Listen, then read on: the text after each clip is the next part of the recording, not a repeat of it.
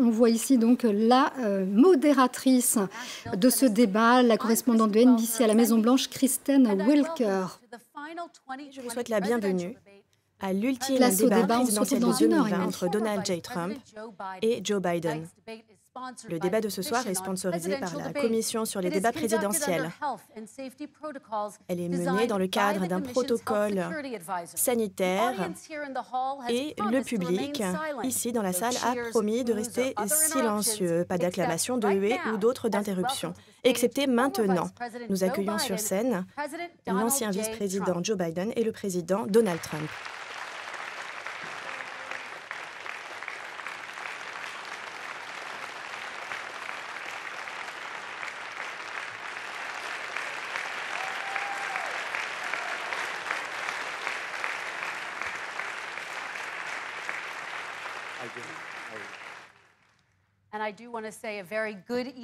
Et je veux vous souhaiter bonsoir à tous les deux.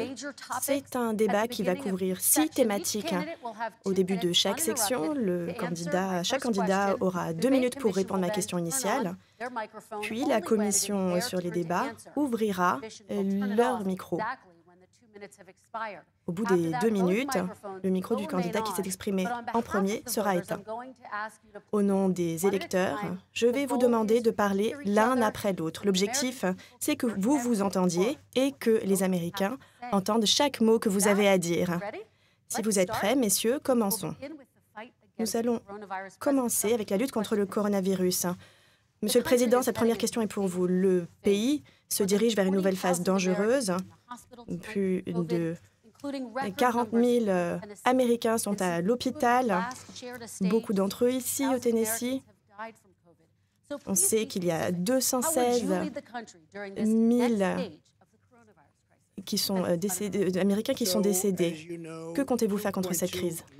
Comme vous le savez, 2,2 millions de personnes auraient dû mourir, selon les modèles. Nous avons confiné la plus grande économie du monde afin de lutter contre cette horrible maladie qui nous vient tout droit de Chine. C'est une pandémie internationale que l'on voit dans tous les pays, en Europe, dans bien d'autres régions aujourd'hui.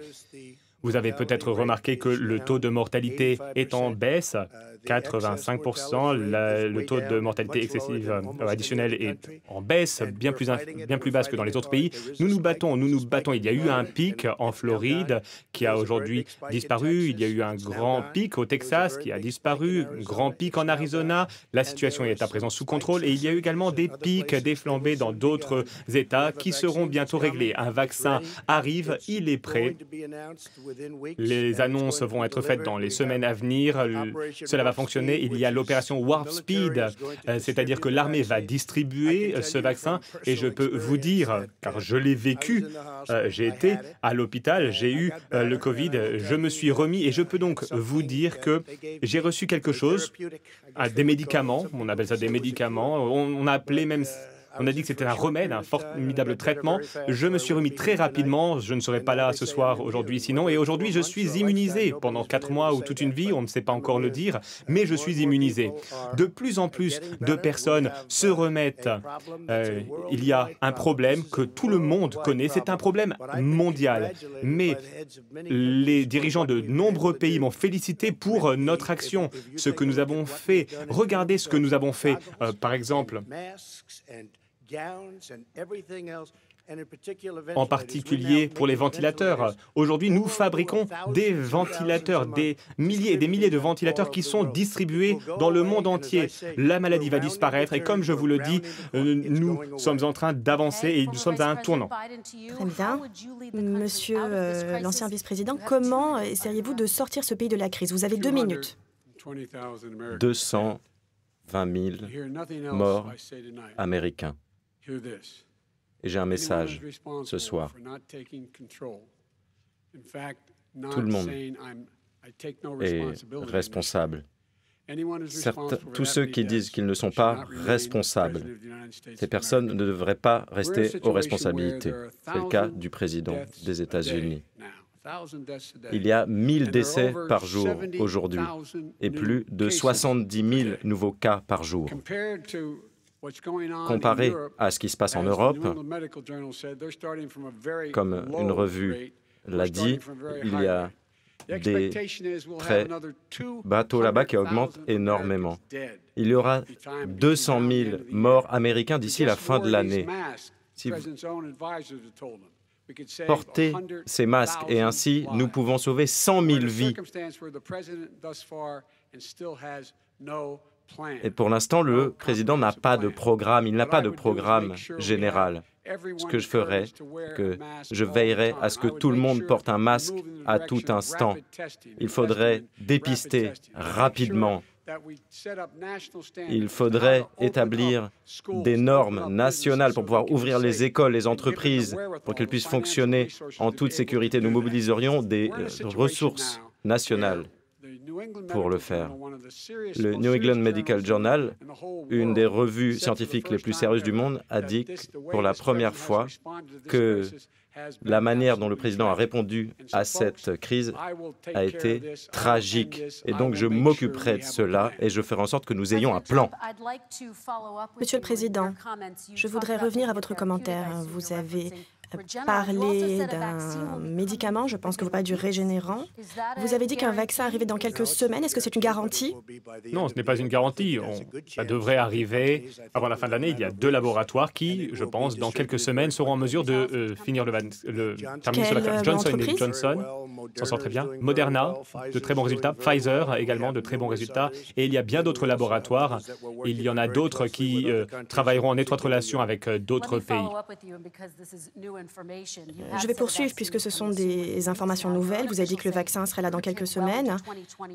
Vos propres élus ont dit que ça pourrait prendre plusieurs mois, donc au milieu de l'année 2021, et qu'il faudrait tout de même continuer à porter des masques d'ici 2022. Est-ce que c'est réaliste ce que vous dites? Je pense que mon calendrier est encore plus précis. Il ne compte pas autant sur l'armée que moi. Il y a des généraux qui sont prêts. Par exemple, le responsable de la logistique, c'est très simple. C'est un programme de distribution très simple. Une fois que nous avons le vaccin, il y aura environ 100 millions de doses. Dès que nous avons le vaccin, le général est prêt à les distribuer. Monsieur le vice-président, 40% des Américains ont dit qu'ils seraient prêts à recevoir le vaccin s'il était approuvé par le gouvernement. Quelles étapes voudriez-vous mettre en place pour donner confiance? Il faudrait faire en sorte que tout soit parfaitement transparent, que les scientifiques l'étudient et passent par toutes les étapes nécessaires. C'est la même personne qui nous a dit qu'il n'y aurait plus de virus d'ici Pâques, qu'il disparaîtrait en été. Mais cet hiver va être extrêmement dur et il n'a pas de programme précis. Et nous n'avons pas de perspective concernant la disponibilité d'un vaccin pour les Américains. Monsieur le Président, vous n'avez pas de plan? Alors, je ne suis pas du tout d'accord. Nous ouvrons notre pays. Nous avons appris à connaître cette maladie, ce que nous ne connaissions pas au début. Lorsque j'ai interdit les vols venant de la Chine, et même les vols depuis l'Europe, la Chine, c'était en janvier. Quelques mois après, il a dit que j'étais xénophobe, que j'avais fermé les frontières trop tôt. Et maintenant, on dit que j'aurais dû aller plus vite. Mais lui, il était des mois en retard derrière moi, des mois derrière moi, vraiment en retard. Et honnêtement, il était en charge de gérer la situation pendant la grippe H1N1, la grippe porcine, et c'était une catastrophe. C'était bien moins mortel, mais c'était une catastrophe. S'il y avait eu ces chiffres, 700 000 personnes seraient mortes, mais le H1N1 était bien moins mortel. Sinon, il y aurait eu réellement 700 000 morts. Comme vous le savez, c'était son directeur de cabinet. Son directeur de cabinet a dit que c'était une catastrophe, que c'était horrible, on ne savait pas ce qu'on faisait, on ne savait pas ce qu'on devait faire. Et maintenant, il arrive sur scène et il nous dit il faut faire ci et ça. Et tout ce qu'il a dit, toutes les décisions que nous devions prendre selon nous, eh bien, c'est ce que nous avons fait. Mais lui, il était bien en retard.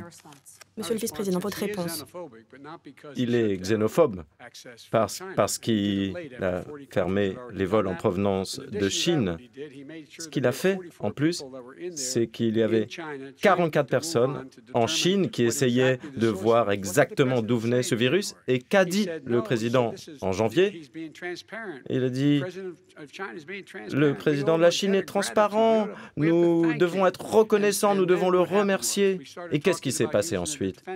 Nous avons commencé à parler d'une loi sur la défense pour faire en sorte de protéger notre personnel et notre population. Et finalement, qu'est-ce qu'il a fait? Eh bien, il n'a rien fait. Et il sort de l'hôpital et là, il nous dit « Ne vous inquiétez pas, ce sera bientôt fini ». Mais aucun scientifique sérieux ne peut dire cela. Monsieur le Président, votre réaction? J'ai dit que nous apprenons à vivre avec, nous n'avons pas le choix, nous ne pouvons pas rester confinés dans notre garage comme Joe Biden. Lui, il a la possibilité de s'enfermer chez lui. J'imagine qu'il a gagné beaucoup d'argent pour pouvoir s'enfermer pendant aussi longtemps, mais ce n'est pas possible pour les autres Américains. Et en tant que président, je ne peux pas le faire non plus. J'aimerais bien aller me cacher dans une très belle chambre de la Maison-Blanche et disparaître pendant 1 an et attendre que tout soit terminé, mais je ne peux pas le faire. À chaque réunion, et je rencontre beaucoup de familles, des familles de stars, de sportifs, etc. Et je dois les rencontrer. Toutes ces familles auraient été tristes de voir notre réunion ou notre entrevue être annulée.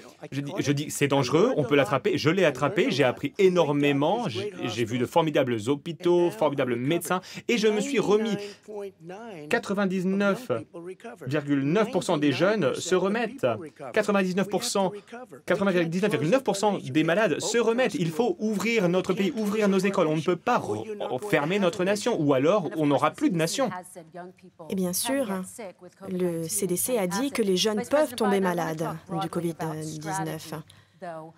Je voudrais parler de stratégie. 30 secondes. Tout d'abord, il dit qu'on apprend à vivre avec. On apprend à mourir avec. Imaginez quelqu'un ce matin qui prenait son petit déjeuner et qui, le soir, voit son conjoint ou sa conjointe qui n'est plus là. Nous mourrons. C'est dangereux. Est-ce que c'est toujours dangereux? Est-ce que vous le dites vraiment? Et qu'est-ce que vous faites face à cette menace? Et vous dites, je ne prends pas cette responsabilité. Non, nous sommes responsables, nous assumons nos responsabilités. Et ce n'est pas de ma faute si le virus est arrivé, c'est la faute de la Chine. Ce n'est pas la faute de Joe si le virus est arrivé, c'est la faute de la Chine. Ils ont empêché le virus de se propager dans le reste de la Chine, mais ils l'ont laissé se propager dans le reste du monde, l'Europe et nous. Monsieur le vice-président? Lorsque nous avons vu qu'il arrivait, lorsqu'il nous a frappés, qu'est-ce qui s'est passé? Qu'est-ce que le président a dit? Il a dit, ne vous inquiétez pas, il s'en ira, il sera parti d'ici Pâques, avec le beau temps. Il a dit, injectez-vous de la javel. Et il était sérieux, il a dit plein de choses. Et aujourd'hui, il pense que nous avons le contrôle de la situation. Nous allons perdre 200 000 personnes en plus. Monsieur le Président? Oui, j'aimerais conclure sur ce point. Je plaisantais sur la javel, mais pour finir, lorsque j'ai fermé le pays, il a dit « je n'aurais pas dû le faire ». Et ça a duré des mois. Nancy Pelosi a dit la même chose. Elle dansait dans les rues de Chinatown à San Francisco. Mais lorsque j'ai fermé le pays, il a dit « c'est une terrible décision, vous êtes xénophobe ». Je crois qu'il a même dit que j'étais raciste parce que je fermais le pays à la Chine. Et à présent, il dit que j'aurais dû le fermer plus tôt. Joe, ça ne fonctionne pas comme ça. Si, vous l'avez dit. Je parle de sa xénophobie dans un autre contexte. Il ne s'agissait pas de fermer la frontière aux ressortissants chinois qui venaient aux Très bien. Je veux parler de vos 2 stratégies. Il dit que j'aurais pas dû fermer les frontières. Vous voulez réagir rapidement, Monsieur le vice-président? Bon. Parlons de vos différentes stratégies pour faire face à cette crise. Monsieur le Président, vous avez dit que vous soutiendrez de nouvelles fermetures si c'était recommandé par les scientifiques. Qu'en est-il de l'impact sur l'économie, la famine et le risque d'exposition au virus? Ce que je vous dirais, c'est que c'est à cause de lui que le pays a dû être mis sous un couvercle. C'est pourquoi nos concitoyens sont préoccupés. Et au lieu d'aller sur ces terrains de golf, il aurait dû négocier avec Nancy Pelosi et les autres démocrates, les autres républicains, pour voir ce qu'il fallait faire sur les législations qu'il fallait adopter à hauteur de milliards de dollars pour qu'il y ait des capacités. Et vous n'avez pas fait davantage de fermetures? Écoutez, il faut des normes. Si on a un taux de reproduction dans une communauté qui est au-dessus d'un certain niveau, tout le monde dit il faut ralentir, il faut plus de distanciation sociale. N'ouvrez pas les bars, les gymnases pour essayer de contrôler la situation. Mais quand on ouvre, il faut donner aux gens les moyens d'ouvrir et de le faire en toute sécurité. Par exemple, les écoles. Les écoles ont besoin de systèmes de ventilation. Il faut de plus grandes classes, il faut plus d'enseignants, plus de classes. Et ils refusent les crédits jusqu'à maintenant. Parlons des écoles. J'aimerais réagir. Allez-y, répondez. Merci. Tout ce qu'il fait, c'est parler de confinement. Mais oubliez ce qu'il dit. Ces gouverneurs démocrates, Cuomo à New York, regardez ce qui se passe en Californie, à la Pennsylvanie, la Caroline du Nord, des États démocrates. Ils ont confiné et ils meurent à tout va. Et lui, il soutient toutes ces personnes. Tout ce dont il parle, c'est le confinement. Non, on ne va pas imposer de confinement. Il faut ouvrir nos écoles. Un exemple, j'ai un fils jeune qui a été testé positif au coronavirus. Lorsque je reparlais au médecin, eh bien, il était déjà remis. Ça a disparu. Les jeunes, bon, je pense que c'est leur système immunitaire. Je voudrais poursuivre. Vous avez demandé l'ouverture des écoles de façon sécuritaire, mais il y a une ville qui a passé tout son système d'enseignement en ligne. Que dites-vous aux parents qui s'inquiètent du fait qu'envoyer les enfants à l'école va être dangereux pour les enfants et les enseignants? Je souhaite que les écoles soient ouvertes. Je souhaite ouvrir les écoles. Il faut rouvrir notre pays. On n'aura plus de pays si on agit comme ça. On ne peut pas laisser notre pays fermé indéfiniment. C'est un grand pays avec une énorme économie. Il y a des personnes qui perdent leur emploi, qui se suicident. Il y a de la dépression, de l'alcoolisme, des consommations de stupéfiants comme jamais. Il y a énormément de violences domestiques et conjugales également. Il faut rouvrir notre pays. Je l'ai dit, le médicament ne doit pas être pire que la maladie. Et c'est ce qu'on est en train de voir. Et lui, il veut refermer le pays. Il va le confiner. Si une personne dit il faut fermer le pays, il va le fermer. Monsieur le vice-président. Ce n'est pas vrai. Il faut pouvoir faire les deux à la fois. Il faut pouvoir rouvrir en toute sécurité, mais il faut des ressources, des moyens. Par exemple, si on veut rouvrir une entreprise, il faut une distanciation physique dans cette entreprise. Si on a un restaurant, il faut des vitres, des parois de séparation et pouvoir dépister rapidement et savoir si quelqu'un est infecté ou pas. Il faut pouvoir suivre les cas contacts. Il faut des moyens pour tout cela. Et bien sûr, ce n'est pas contradictoire avec le fait de dire « essayons de rouvrir en sécurité ». Et en ce qui concerne les enseignants, on nous dit « ne vous inquiétez pas, vous n'allez pas mourir ». Monsieur le Président. Mais j'aimerais dire une chose, regardez ce qui se passe à New York. New York est désertée. C'est une ville fantôme. Et lorsqu'on parle de barrières en plexiglas, ce sont des restaurants qui vont disparaître, qui vont être sur la paille. Une barrière de plexiglas, ça coûte énormément d'argent et ce n'est pas la solution. Vous allez vous asseoir dans une petite cabine comme ça, entourée de verre. Non, ce sont des entreprises qui souffrent. Vous ne pouvez pas leur infliger cela, Joe. Regardez ce qui se passe à New York. Regardez ce qui se passe dans ma superbe ville. Pendant des années, j'ai aimé cette ville. Elle était dynamique, elle est en train de mourir. Tout le monde quitte New York.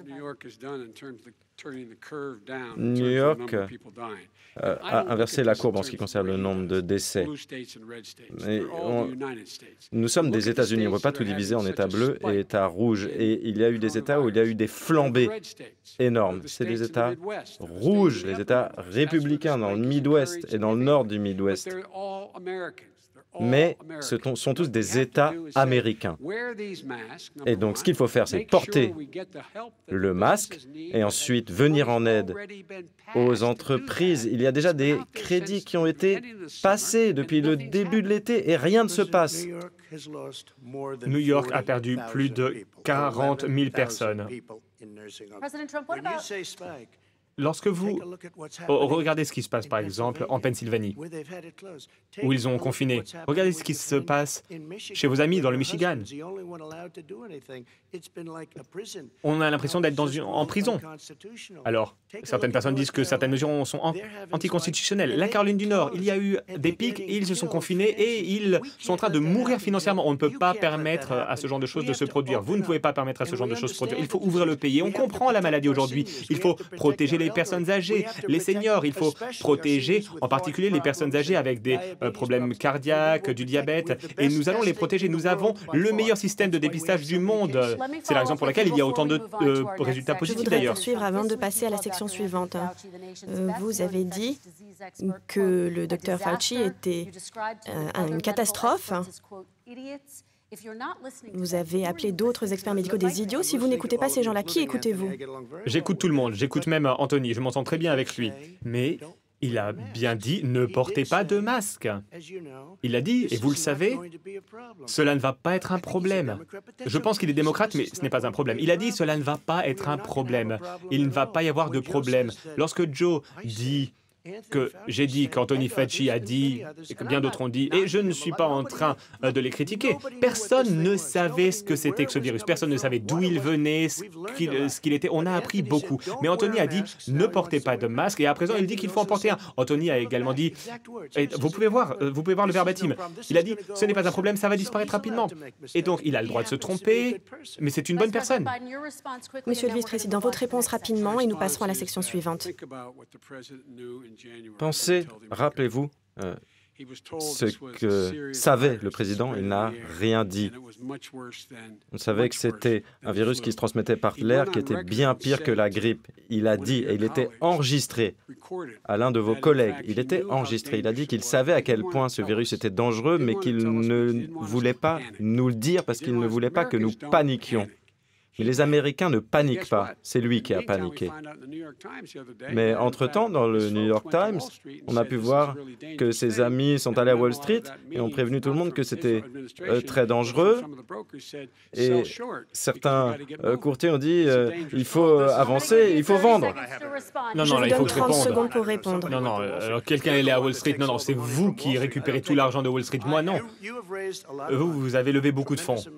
Des fonds incroyables. Et à chaque fois, des accords sont faits. Moi, je peux lever énormément de fonds. En tant que président, en tant que personne qui connaît la plupart de ces personnes, je pourrais appeler les dirigeants de toutes les entreprises des États-Unis.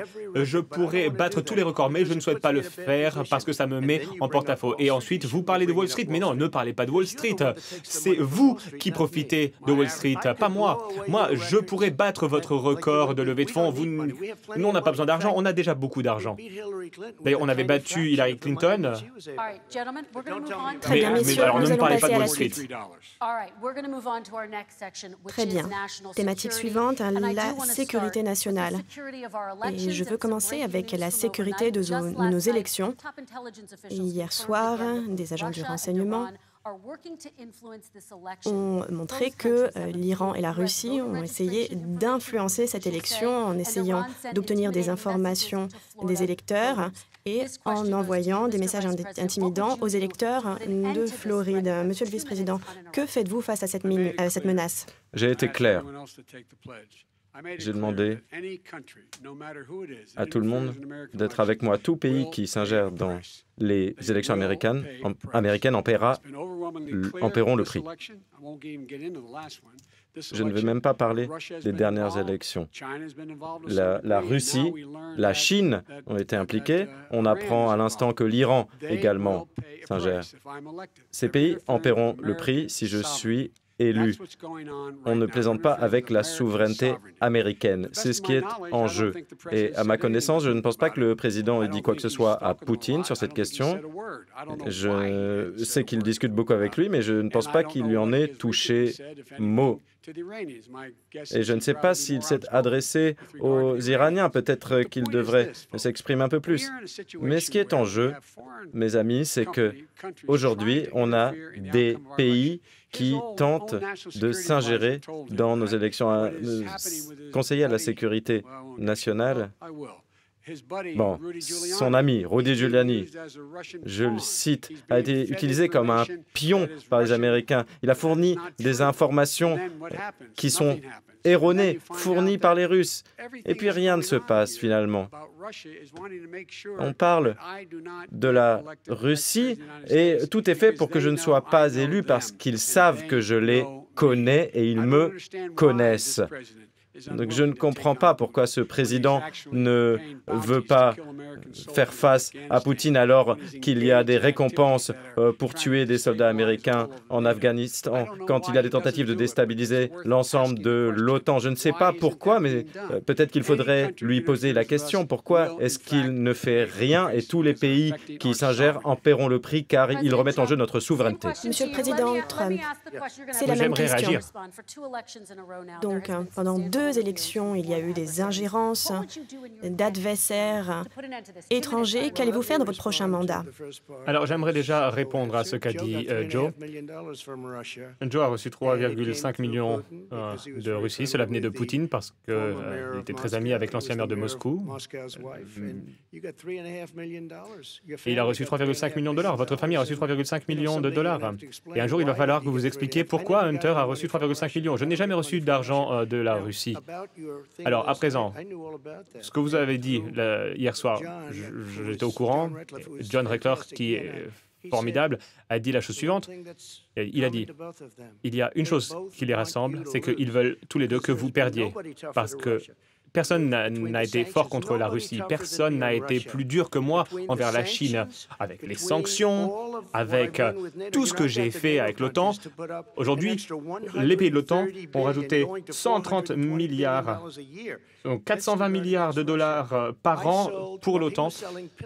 Lui, il vendait des oreillers et des draps. Moi, je vendais des tanks en Ukraine. Alors, personne n'a été plus dur que Donald Trump contre la Russie. Alors, eux, vous souvenez qu'ils ont pris le port de sous-marin pendant votre administration, sous votre administration. Ils se sont emparés d'une grande partie de ce qui devait être l'Ukraine. Vous les avez laissés faire et vous recevez beaucoup d'argent de la part de la Russie. La Russie vous donne beaucoup d'argent et j'imagine qu'ils continuent à le faire. Mais avec ce qui est sorti aujourd'hui, c'est encore pire. Tous les emails horribles où on voit tout l'argent que vous récoltez, tout ce que votre famille reçoit. Et vous étiez vice-président pendant ces faits, et ça n'aurait pas dû se passer comme ça. Et je pense que vous devez d'expliquer pourquoi, aux États-Unis,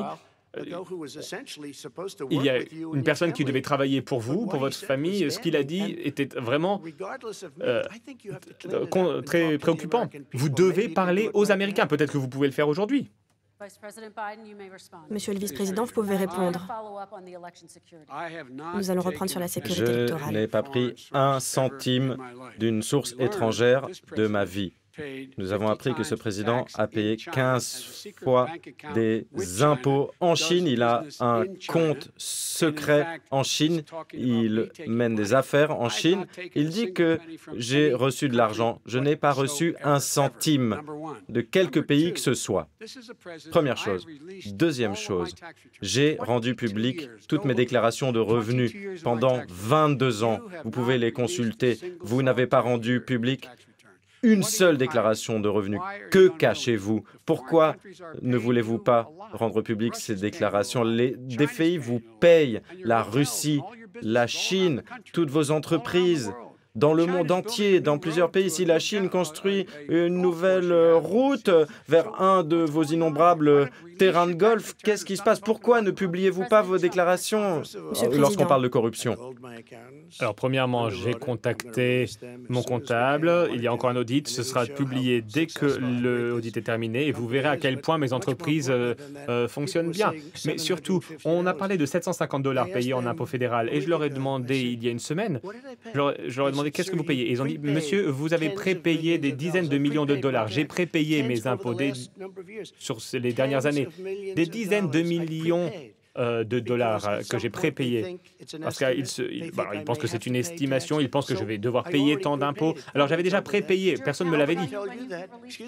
Est-ce que vous avez publié ces informations? Excusez-moi, ce n'était pas écrit. Alors on a parlé de 750 $ et j'imagine que c'est un frais d'enregistrement, mais j'ai prépayé des millions et des millions de dollars en impôts. Première chose. Deuxièmement, je ne gagne pas de l'argent grâce à la Chine, contrairement à vous. Je ne gagne pas d'argent grâce à l'Ukraine, contrairement à vous.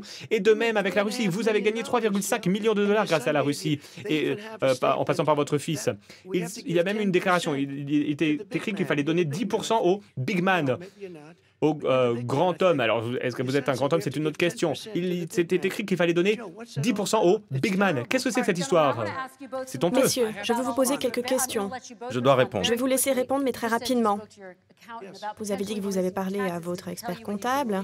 Quand est-ce que vous allez pouvoir rendre publiques vos déclarations d'impôts? Y a-t-il une échéance? Dès que l'audit sera terminé. Alors, il faut penser à l'administration des impôts. On me traite très mal. J'ai été très maltraité par l'IRS, le service des impôts. Mais tout est prêt. Dès que l'audit est terminé, mes déclarations de revenus seront publiées. Mais j'ai payé des millions et des millions de dollars. Et c'est pire que payer. J'ai prépayé, j'ai payé en avance. Je veux vous demander à tous les deux des questions en fait sur vos liens avec l'étranger. Répondez très rapidement, ensuite je passerai à ma question. Il nous raconte ça depuis 4 ans. Montrez-nous. Montrez-nous.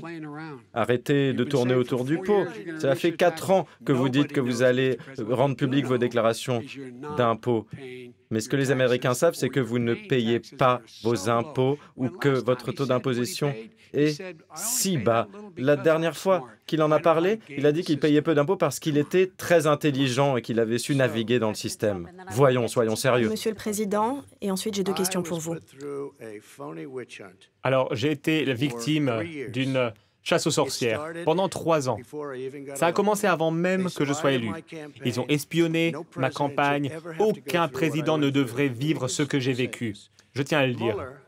Mueller et 18 démocrates en colère, des agents du FBI un petit peu partout ont dépensé 48 millions de dollars. Ils ont parcouru tous mes documents, mes déclarations de revenus et ils n'ont rien trouvé, aucune collusion, aucun crime. 48 millions de dollars. Je peux vous garantir que si je dépensais 1 million pour vous espionner, je trouverais beaucoup de choses parce que vous avez fait des choses. Il y a des fonds que votre famille a gagnés, l'argent en Irak, des millions de dollars, des fortunes faites grâce à vous, Joe. Et on dit que vous recevez des commissions. Vous vivez très bien, ça se voit. Très bien, messieurs. Quelques questions maintenant. Monsieur le vice-président, il y a eu des questions sur le travail effectué par votre fils en Chine et pour une entreprise ukrainienne lorsque vous étiez vice-président. Avec le recul, y avait-il quelque chose d'inapproprié ou de non éthique?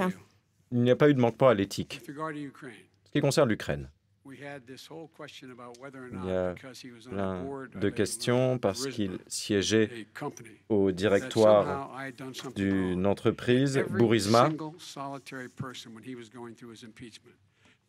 Chaque personne a fait des déclarations sous serment et on peut voir que j'ai fait mon travail comme il fallait. Il n'y a pas eu un seul manquement. Ça, c'était pendant la procédure de destitution. Ensuite, c'est lui qui a eu des problèmes en Ukraine. Il a essayé de corrompre le gouvernement ukrainien pour qu'ils aient des propos négatifs à mon égard, ce que le gouvernement n'a pas voulu faire et n'a pas fait. Car mon fils n'a pas gagné d'argent. Vous parliez de la Chine. Vous pensez, la seule personne qui a fait de l'argent en Chine, c'est lui, personne d'autre. Monsieur le Président, je vais vous poser ma question. Oui. Est-ce que je peux intervenir juste? Répondez très rapidement. Son fils n'avait pas d'emploi pendant très longtemps. Malheureusement, il n'était plus dans l'armée, je ne vais pas en parler. Il n'avait pas de travail. Dès que Joe est devenu vice-président, Burisma, alors, pas forcément la meilleure réputation du monde, lui ont payé 183 000 $ par mois, 183 000 et 3 millions de dollars versés d'avance. Et il n'avait aucune expérience dans le secteur de l'énergie. Je vais laisser le vice-président répondre et ensuite je vous poserai ma question. Il n'y a aucun fondement. Il y a une enquête et il n'y a eu aucun manquement en Ukraine. Très bien. Monsieur le Président, depuis que vous avez accédé au pouvoir, vous ne vous êtes jamais séparé de vos entreprises, vous avez fait de la promotion de vos entreprises à l'étranger. Il semblerait qu'une de vos entreprises ait un compte en banque en Chine. Comment savoir que vous n'avez pas de conflit d'intérêts? J'ai beaucoup de comptes bancaires dans le monde entier. J'étais un homme d'affaires, je faisais des affaires. Le compte bancaire dont vous parlez, tout le monde le connaît, il est listé dans ma liste de comptes bancaires. C'était ouvert en 2013. Non, fermé en 2015 ensuite, je crois. Et j'ai pris une décision parce que j'étais en train de penser à un deal avec la Chine, comme beaucoup. J'étais en train d'y penser. Je me suis dit, bon, je ne vais pas le faire. Ça ne me plaît pas. J'ai décidé de ne pas faire d'affaires avec la Chine. Et donc, j'ai fermé ce compte. Et contrairement à lui, où il était vice-président et il faisait des affaires, moi j'ai décidé de me présenter aux élections présidentielles. Alors j'ai fermé mon compte avant même de me présenter à l'élection et de devenir président, en définitive. Grosse différence, lui, il était vice-président des États-Unis, son fils, son frère et son autre frère s'enrichissent. C'est vraiment un aspirateur à argent. Monsieur le Président, nous devons passer à la suite. Monsieur le vice-président, je veux vous poser des questions sur la Chine. Parlons de la Chine plus généralement. Bien sûr, le président Trump a dit que la Chine devrait payer parce qu'elle n'a pas été suffisamment transparente concernant le coronavirus. Si vous étiez président, est-ce que vous feriez payer la Chine et à quoi cela ressemblerait-il? Je demanderai à la Chine de respecter les règles internationales. Contrairement à lui, la balance commerciale a baissé vis-à-vis de la Chine.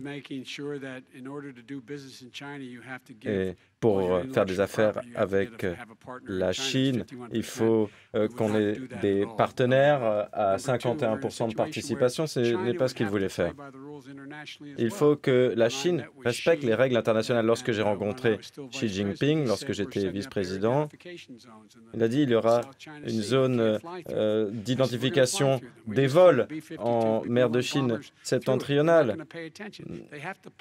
Donc il y a des questions comme cela, il faut qu'il respecte les règles. Mais qu'est-ce qu'il fait?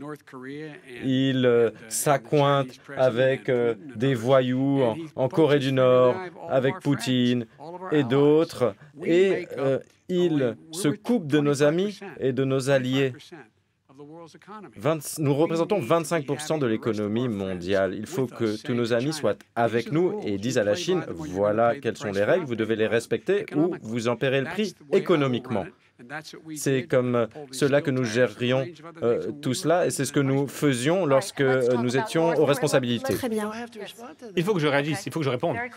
Très rapidement, vous pouvez répondre. Ensuite, on passera à la Corée du Nord. Lui, il a reçu énormément d'argent. Il a passé quelques minutes dans un bureau dans Air Force 2. Il a gagné des milliards avec la Chine. Deuxièmement, il y a un email qui parle de votre famille qui souhaite gagner 10 millions de dollars par an pour juste présenter certaines personnes, pour faire la mise en contact. Sur la politique étrangère avec la Chine, qu'allez-vous faire pour faire en sorte que la Chine paie le prix? Alors, premièrement, la Chine paye des milliards et des milliards de dollars. 28 Des sanctions? 28 milliards de dollars ont été donnés aux laboratoires. L'argent du contribuable. L'argent du contribuable. Non, on parle de la Chine. 28 millions. Et comment ils ont payé? Eh bien, ils ont dévalué leur devise. Et ce sont nos agriculteurs qui en ont profité. Vous n'avez jamais fait payer à la Chine quoi que ce soit. 25% sur le dumping dans l'acier. Notre sidérurgie aurait disparu si je n'avais pas, si je n'étais pas intervenu. Votre réponse. La raison pour laquelle il nous raconte tout cela, c'est qu'il ne veut pas parler du contenu. Ce qui est en jeu, ce n'est pas sa famille ou ma famille. Ce qui est en jeu, c'est votre famille. Et votre famille souffre. Si vous faites partie de la classe moyenne, vous souffrez durement aujourd'hui. Ce matin, vous étiez à la table du petit déjeuner, vous vous disiez on ne peut pas racheter des nouveaux pneus, on ne peut pas se le permettre ce mois-ci, on ne pourra pas rembourser notre emprunt On ne peut pas envoyer nos enfants à l'université, donc il y a des décisions à prendre dans les familles de la classe moyenne, comme celle dans laquelle j'ai grandi, à Scranton. Il faut parler de vos familles, mais lui, c'est la dernière chose dont il veut parler. Je souhaiterais parler de la Corée du j'aimerais Nord. répondre. 10 secondes, Monsieur le Président. Alors, on va oublier la Chine. On oublie la Chine. Allez, hop, on parle de la famille. C'est vraiment une tactique de politicien. Moi, je ne suis pas un politicien, donc c'est pour ça que j'ai été élu. Mais on a vu qu'il a évité de parler de la Chine. Ne parlons pas de la Chine, parlons d'être assis à la table de la Très bien, nous allons parler de la Corée du Nord. Vous pouvez faire mieux. Monsieur le Président, vous avez rencontré Kim Jong-un 3 fois, vous avez parlé de votre correspondance, vous avez dit qu'il n'y avait plus de guerre ou plus de missiles, et pourtant, la Corée du Nord possède des missiles balistiques et continue de développer son arsenal nucléaire. Est-ce que vous voyez cela comme une trahison? Non. Lorsque j'ai rencontré Barack Obama, on s'est réunis à la Maison-Blanche. Au tout début, on a eu une très bonne conversation. Ça devait durer 15 minutes et ça a duré plus d'1 heure.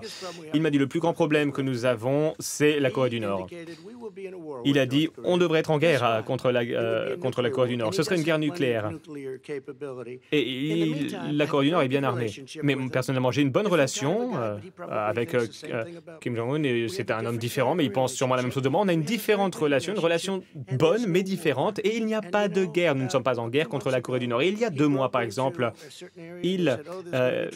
on a dit il va y avoir des problèmes. Ils sont arrivés à un endroit, etc. Et j'ai eu raison. Il n'y a pas eu de problème. Au lieu d'être en guerre avec des soldats, avec Séoul à quelques kilomètres, des millions de personnes seraient mortes si on était en guerre contre la Monsieur le Président, ça contre fait la Corée 30 du Nord. secondes. Mais nous ne sommes pas en Monsieur le guerre. Vice-président, à vous, il y a eu 4 tests nucléaires pendant l'administration Obama. Comment pouvez-vous freiner cette menace? Parce que nous serions très clairs avec la Chine sur le fait qu'il devrait faire partie de l'accord. En tant que porte-parole du gouvernement, lorsque je suis allé en Chine, j'ai demandé pourquoi ils rapprochaient les défenses balistiques. Pourquoi est-ce qu'il y avait des manœuvres militaires avec la Corée du Sud? C'est ce qu'on nous a demandé. Eh bien, parce que j'ai dit que la Corée du Nord était un problème, qu'il fallait les contrôler, faire en sorte qu'ils ne puissent pas nous nuire. Et donc, s'il faut faire quelque chose, il faut que vous preniez vos responsabilités, sinon cela se poursuivrait. Qu'est-ce qu'il fait? Il légitime la Corée du Nord. Il parle de son bon ami, qui est un voyou, rien d'autre. Et il dit qu'on est mieux comme ça, alors qu'ils peuvent atteindre le territoire américain beaucoup plus facilement qu'avant. Je voudrais poursuivre avec vous, Monsieur le Vice-président. Vous n'allez pas rencontrer Kim Jong-un sans prérequis. Quelles seraient ces conditions? Il faudrait avant tout qu'il fasse baisser ses capacités nucléaires pour que ce soit une zone exempte d'armement nucléaire. Poursuivons. Parlons des familles américaines. Ils ont essayé. Quelques secondes, Monsieur le Président. Ils ont essayé de le rencontrer. Il n'a pas voulu. Il n'aimait pas Obama. Il ne l'aimait pas. Il ne voulait pas le rencontrer. C'était un fait. Ils ont essayé. Ça n'a pas fonctionné. Et ce n'est pas un problème. La Corée du Nord, on n'est pas en guerre, on a une bonne relation. Les gens ne comprennent pas. Avoir une bonne relation avec les dirigeants d'autres pays, c'est important. Monsieur le Président, il faut poursuivre. Votre réponse, Monsieur le Vice-président. Nous avions eu des bonnes relations avec Hitler avant qu'il n'envahisse l'Europe. Voyons. La raison pour laquelle il ne voulait pas rencontrer le président Obama, c'est que Obama disait qu'il fallait parler d'abord de dénucléarisation. Nous n'allons pas légitimer ce régime et nous allons imposer des sanctions plus dures. Et c'est pour ça que ça n'a pas fonctionné. Aux familles américaines. J'ai hérité d'une catastrophe. Ils m'ont vraiment laissé une catastrophe. La Corée du Nord, c'était un désastre. Et vous vous souvenez, peut-être les 2-3 premiers mois, il y avait une période très dangereuse pendant le début de mon mandat, avant qu'on règle la situation. C'était très dangereux. C'est ce dont nous avions hérité. Obama, je pense, devrait être le premier à dire que c'était le plus grand problème auquel notre pays était confronté. Nous passons aux familles américaines et à l'économie. L'une des questions qui est très importante pour elles, ce sont les soins de santé, comme vous le savez. Il y avait un vote très important concernant Amy Coney Barrett et le Sénat a approuvé sa candidature. On sait que la loi Obamacare va être examinée par la Cour suprême. Vous, Monsieur le Président, vous demandez à la Cour suprême de révoquer cette loi. Si c'est le cas, 20 millions d'Américains pourraient perdre leur assurance santé du jour au lendemain. Que diriez-vous à ces Américains? Alors premièrement, j'ai déjà fait quelque chose que personne ne pensait possible.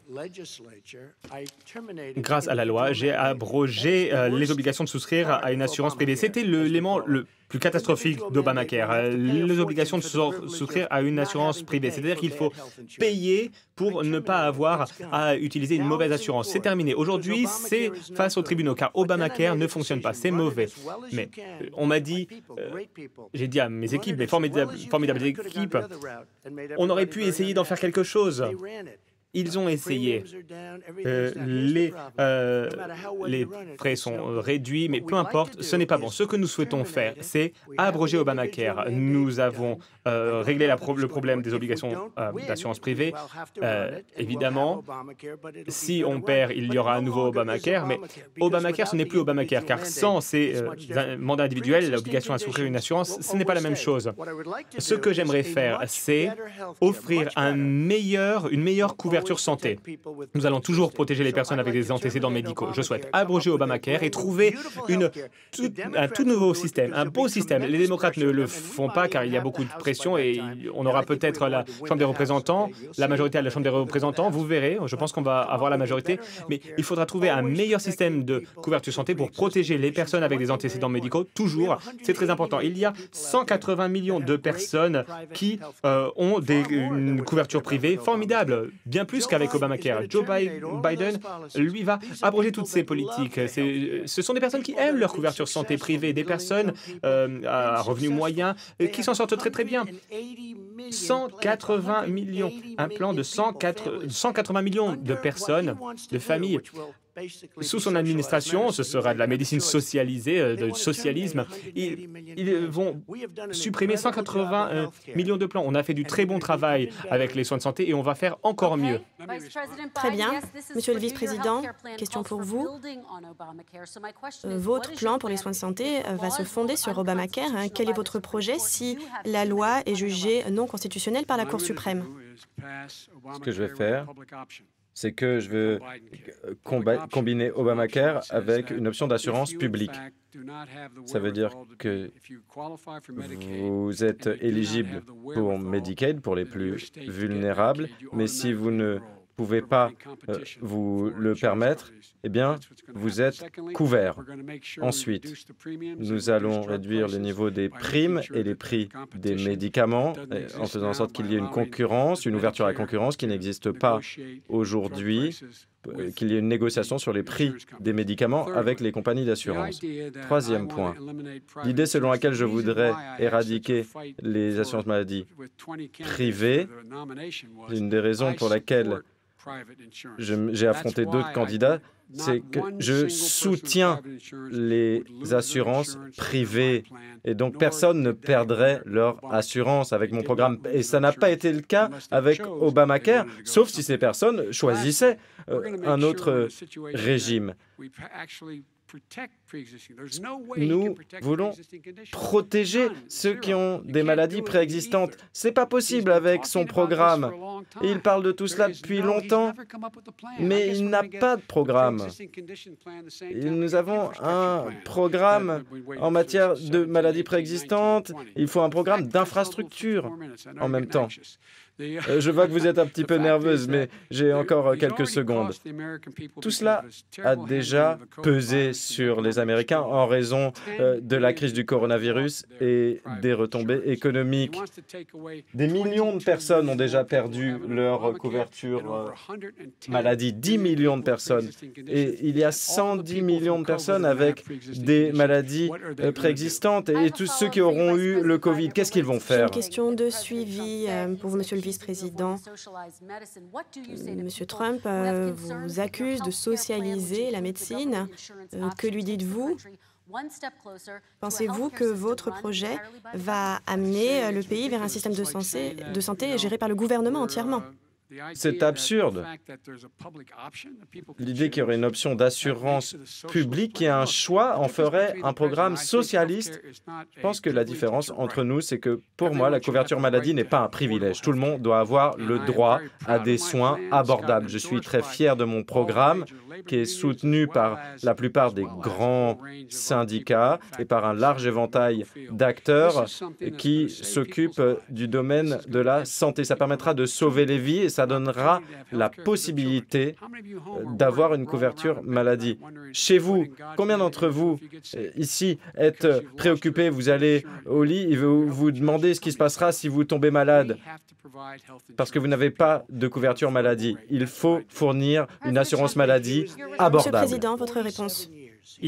Il a travaillé au pouvoir pendant 47 ans. Il n'a rien fait. Vice-président pendant 8 ans. Ce n'était pas il y a 25 ans, c'était il y a 3 ans et 3 quarts. Il y a vraiment très peu, moins de 4 ans. Il n'a rien fait. Il ne l'a pas fait. Alors, il veut la médecine socialisée. Ce n'est pas qu'il le veut.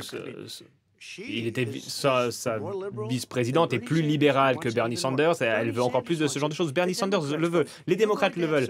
Vous allez avoir une médecine socialiste.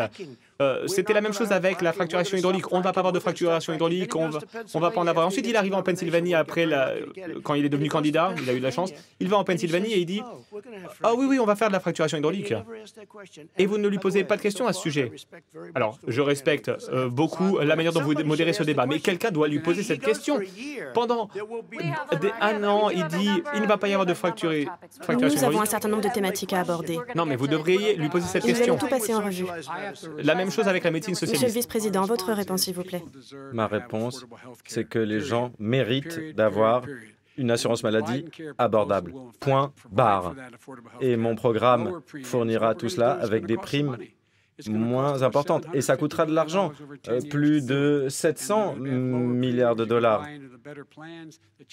Et ça permettra d'avoir des meilleurs régimes, de faire baisser les primes, d'avoir des couvertures moins chères, de faire baisser les prix des médicaments de manière considérable. Il en parle, mais il n'a rien fait dans le domaine des soins de santé. Très rapidement, s'il vous plaît. Mais il parle d'options publiques. Quand il parle d'options publiques, il parle de médecine socialisée. Lorsqu'il parle d'options publiques, il dit on détruit Medicare, on détruit la sécurité sociale et tout ce pays va s'effondrer. Bernie Sanders a essayé. Il l'a essayé. Son gouverneur était très libéral. Ils ont essayé de faire marcher ça. Et c'était impossible. Ça ne fonctionne pas. Il pense qu'il affronte quelqu'un d'autre, mais il affronte Joe Biden. Et j'ai battu toutes ces personnes parce que je n'étais pas d'accord. C'est Joe Biden qui se présente.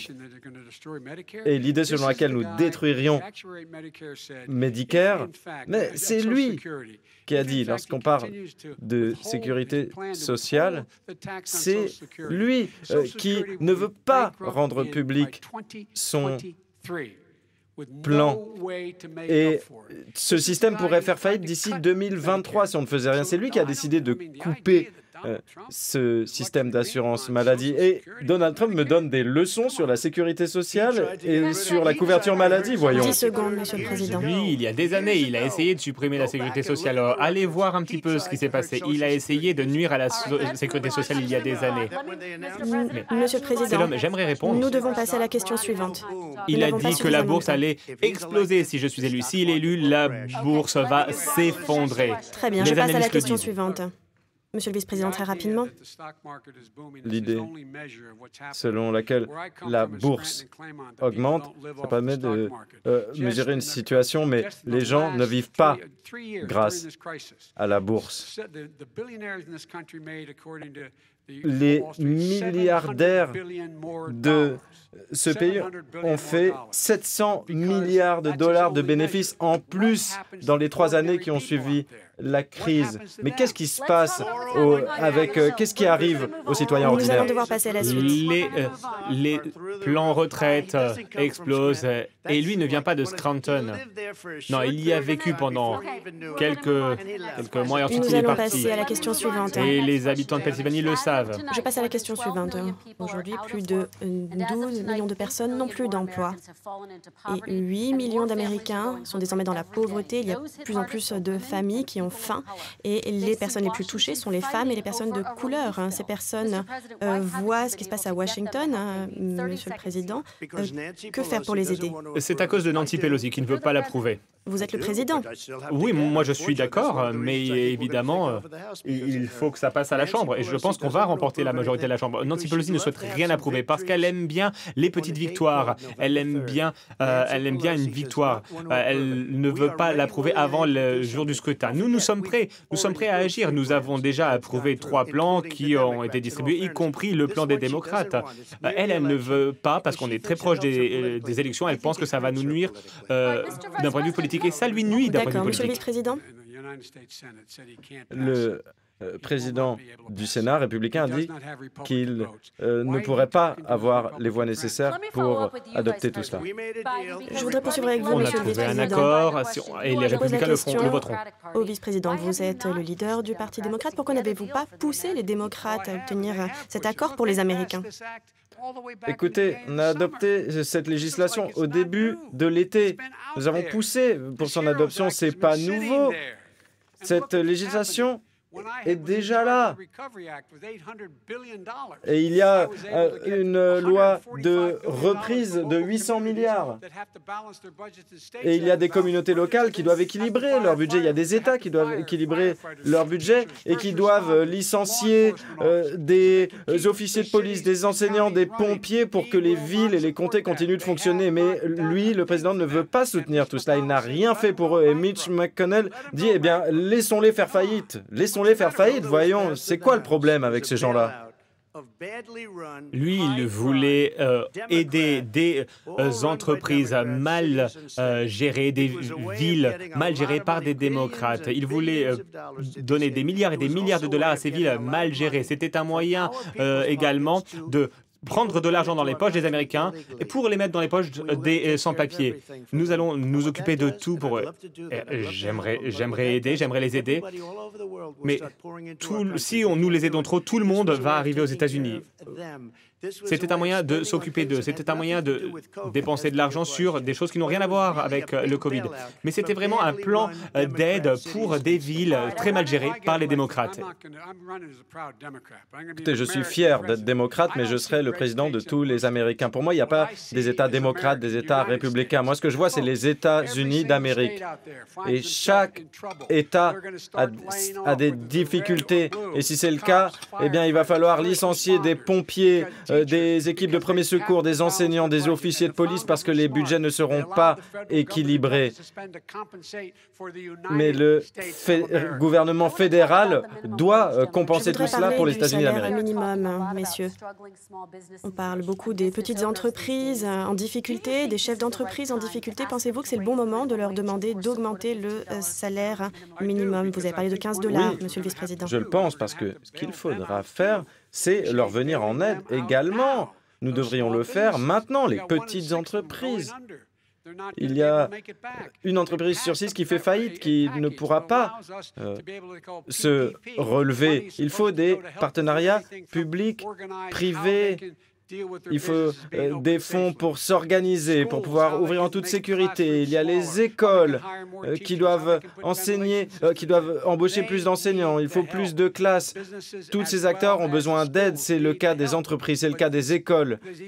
Ils ont besoin d'aide. Mais eux, ils ne veulent pas les aider. Ils ne leur donnent pas de financement. Nous allons passer à la suite, mais vous pouvez répondre. Alors, est-ce qu'il faut augmenter le salaire pour les aider? Non, je pense que ça doit être une décision des États. L'Alabama, ce n'est pas comme l'État de New York, l'État de New York n'est pas comme l'État du Vermont. Ça doit être aux États de décider. C'est très important. Il faut aider les petites entreprises. Comment on aide les petites entreprises lorsque vous forcez les employeurs à augmenter les salaires? Et on a vu que ça a été prouvé. Lorsqu'on augmente les salaires, eh bien, les petites entreprises doivent licencier de nombreux employés. Mais pas vrai. Vous avez dit que vous envisageriez ce salaire minimum à 15 $. Vous l'avez dit récemment, c'est toujours le cas? J'en ai parlé. Pendant votre deuxième mandat, donc. Mais je n'ai pas dit que j'allais augmenter les salaires pour que ça cause de la faillite. Je connais différents États, les règles sont différentes. Dans certains États, 15 $, ce n'est pas mal. Dans d'autres États, 15 $, c'est vraiment Merci, Monsieur le Président. Réponse rapide, Monsieur le Vice-président. Il faut qu'il y ait moins de pauvreté. Personnes gagnent 7, 8 $ de l'heure. On applaudit les pompiers et les équipes de secours, mais ils méritent un salaire minimum de 15 $. Et tout ce qui est en dessous vous place en dessous du seuil de pauvreté. Et il n'y a aucune preuve qui montre que si on augmente le salaire minimum, les entreprises auront moins d'activité. Nous allons parler de l'immigration, messieurs. Et nous allons parler des familles dans ce contexte. Monsieur le Président, votre administration a séparé les enfants de leurs parents à la frontière au moins. 4 000 enfants. Vous avez révisé votre politique de tolérance zéro, mais il y a plus de 500 enfants dont les parents n'ont pas pu être localisés. Comment ces familles vont-elles être réunies? Les enfants sont amenés par des coyotes, comme on les appelle, par des cartels, par des malfrats. Les enfants sont amenés ici et les malfaisants utilisent les enfants pour venir dans notre pays. On a une frontière plus forte que jamais, plus de 600 km de murs. Vous avez vu les chiffres, on laisse des personnes rentrer, mais il faut le faire légalement. Comment allez-vous réunir ces enfants avec leurs familles? Eux, ils ont construit des cages. On dit que j'ai construit des cages. Eux, ils ont construit des cages. Et on a vu des images dans la presse. Il y avait une photo de ces cages atroces. Et ils ont dit, regardez ces cages créées par le président Trump. Et ensuite, on s'est rendu compte qu'elles ont été créées en 2014. Il était aux commandes. Avez-vous un plan pour réunir les enfants avec leurs familles? Oui, on essaye, on travaille dessus, mais il y a beaucoup d'enfants qui viennent sans parents, par le biais de cartels, par ces coyotes, par le biais de gangs. Monsieur le Vice-président, je voudrais que vous réagissiez à cette conversation. Il y a plus de 500 enfants qui sont venus avec leurs parents. Ils ont été séparés à la frontière. Et c'était pour montrer qu'ils avaient la main ferme. Ce ne sont pas des passeurs, des coyotes qui les ont ramenés, ce sont les parents. Ils ont été séparés de leurs parents. Cela viole notre identité en tant que nation. Une autre question. Ils avaient une politique, on l'a modifiée. Lui, ils l'ont fait, nous, on a modifié la politique. Ils ont construit ces cages. Nous n'avons pas séparé les enfants des parents. Qui a construit les cages, Joe? Mais de quoi parlons-nous? Des enfants ont été arrachés des bras de leurs parents. Et aujourd'hui, pour 500 de ces familles, on ne trouve pas les parents. Ces enfants sont tout seuls, ils n'ont nulle part où aller. Nulle part, c'est criminel. Vous avez 10 secondes, Une Monsieur le chose, Président. il y a des journalistes qui sont venus. Ces enfants sont bien traités, on s'occupe bien d'eux. Ils sont dans des établissements très propres, dans de très bonnes conditions. Mais une question à poser. Qui a construit ces cages? J'aimerais que vous posiez cette question. Qui a construit ces cages? Je voudrais vous parler de la politique d'immigration, Monsieur le Vice-président. L'administration Obama n'a pas réussi à mettre en place la réforme de l'immigration, qui était une promesse de la campagne. Il y a également des déportations records à la frontière. Alors pourquoi est-ce que les électeurs devraient vous faire confiance sur cette question? Parce que nous avons pris trop longtemps pour trouver la bonne formule. Je serai président des États-Unis, pas vice-président. Et j'ai été très clair. Sous 100 jours, je saisirai le Congrès pour la régularisation de 11 millions de personnes en situation irrégulière, ceux qu'on appelle les Dreamers, ceux qui sont arrivés quand ils étaient enfants. Ils pourront rester dans ce pays, ils pourront obtenir la nationalité, mais lui, il les renvoie chez eux et ils vont dans un pays qu'ils ne connaissent pas, qu'ils n'ont jamais vu. Imaginez, vous avez 5 ans, vous traversez le Rio Grande avec vos parents, c'est illégal. Ils sont ici depuis longtemps. Il y a 20 000 personnes professionnelles qui s'occupent de ces personnes. Nous leur devons beaucoup. Monsieur le Président, votre réaction? Il a eu 8 ans pour faire ce qu'il dit qu'il souhaite faire. Et, sans rentrer dans les détails, on s'est débarrassé de la loi Catch and Release, on s'est débarrassé de toute leur politique très mauvaise. Mais lui, il avait 8 ans, il était vice-président. Il n'a rien fait. Qu'est-ce qu'il a fait? Il a construit des cages pour y enfermer des enfants. Monsieur le vice-président, votre réponse? Vous savez de quoi il parle? Quand il parle d'attraper et de relâcher, catch and release. Donc quand il y a des familles qui viennent, qui sont arrêtées, ils ont un jour pour se présenter à l'audition. Donc ils étaient libérés, mais ils se présentaient aux auditions. Et aujourd'hui, pour la première fois, sous ce président, quelqu'un qui fait une demande d'asile doit le faire dans un autre pays. Ce n'est jamais arrivé aux États-Unis. Vous venez aux États-Unis et vous défendez votre situation, vous faites votre demande et vous expliquez pourquoi vous méritez ce droit d'asile au titre du droit américain. Mais ils doivent le faire de l'autre côté du fleuve. Monsieur le Président, votre réaction? Alors ça montre très bien qu'il ne comprend rien en termes d'immigration. Le catch and release, c'était une catastrophe. Il y avait des violeurs, des meurtriers qui pouvaient rentrer dans le pays, des malfrats qui venaient dans le pays. On prenait leur nom et on devait les libérer dans notre pays. Et ensuite, vous dites qu'ils se présentaient aux audiences, mais moins d'1% se présentaient. On a dû déployer la police pour les retrouver. On a dit, revenez dans 2 ans, 3 ans, vous aurez une audience, vous aurez une audience. Lorsque vous dites qu'ils se présentent aux audiences, non, ils ne se présentent pas, ils ne sont jamais revenus. Seuls je n'aime pas le dire, mais seules les personnes avec le quotient intellectuel le plus faible, le plus bas, se sont présentées. Je voudrais donner la possibilité au vice-président de répondre. Ce qu'il dit est faux. Vérifiez, vérifiez. Ils ne sont pas revenus. Très bien, passons à la suite. Il faut attendre. De toute façon, on n'a plus besoin de s'en occuper. Cette loi est abrogée. Suivante. Il y a 500 enfants qui ont perdu leurs parents et qui ne savent pas où ils iront. Très bien. Notre prochaine thématique, les questions raciales aux États-Unis. Je veux parler de la façon dont les personnes de couleur font l'expérience de leur race dans ce pays. L'une de ces expériences est ce qu'on appelle la discussion. Des parents qui n'ont pas le choix, qui sentent qu'ils n'ont pas le choix et qui se disent qu'ils doivent préparer leurs enfants au fait qu'ils puissent être ciblés par la police pour aucune raison, si ce n'est la couleur de leur peau. Monsieur le vice-président, dans les 2 minutes qui vont suivre, je veux que vous vous adressiez à ces familles. Est-ce que vous comprenez pourquoi ces parents ont peur pour leurs enfants? Oui, c'est le cas. Vous savez, ma fille est assistante sociale. Elle a écrit beaucoup sur cette question. Elle est diplômée de l'Université de Pennsylvanie sur ces questions sociales. Une des raisons pour lesquelles j'ai commencé à travailler à Wilmington, à 90% peuplé par des Noirs américains, c'est que je voulais savoir ce qu'il se passait. Et je disais à ma fille, si tu te fais arrêter, mets bien tes mains sur le volant et n'essaie pas de faire de gestes parce qu'on pourrait mal le prendre.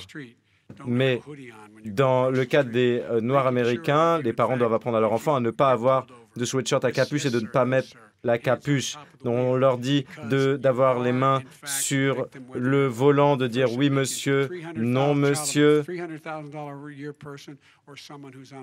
qu'on gagne 300 000 $ par an ou qu'on soit pauvre, c'est exactement pareil. Et tout est évident pour nous. On pense que les hommes et les femmes sont nés libres et égaux. Mais nous devrions progresser vers l'inclusion, pas l'exclusion. C'est ce que nous faisions, mais ce président est venu et il a dit on va mettre un terme à cela. Il faut plus de perspectives, une meilleure éducation, des meilleurs soins de santé, un meilleur accès à l'éducation, davantage de débouchés, de possibilités d'emprunter de l'argent, de créer des entreprises. Et j'ai mis au point un programme pour y parvenir, pour qu'il y ait des perspectives, pour pouvoir accumuler de la richesse et pour pouvoir se libérer de la violence. Monsieur le Président, la même question s'adresse à vous.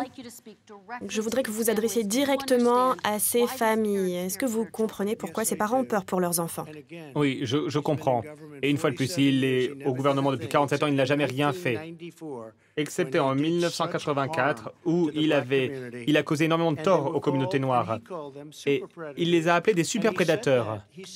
Il a dit, il les a qualifiés de super prédateurs. Et ils ne pourront jamais oublier ça. 1984, les super prédateurs.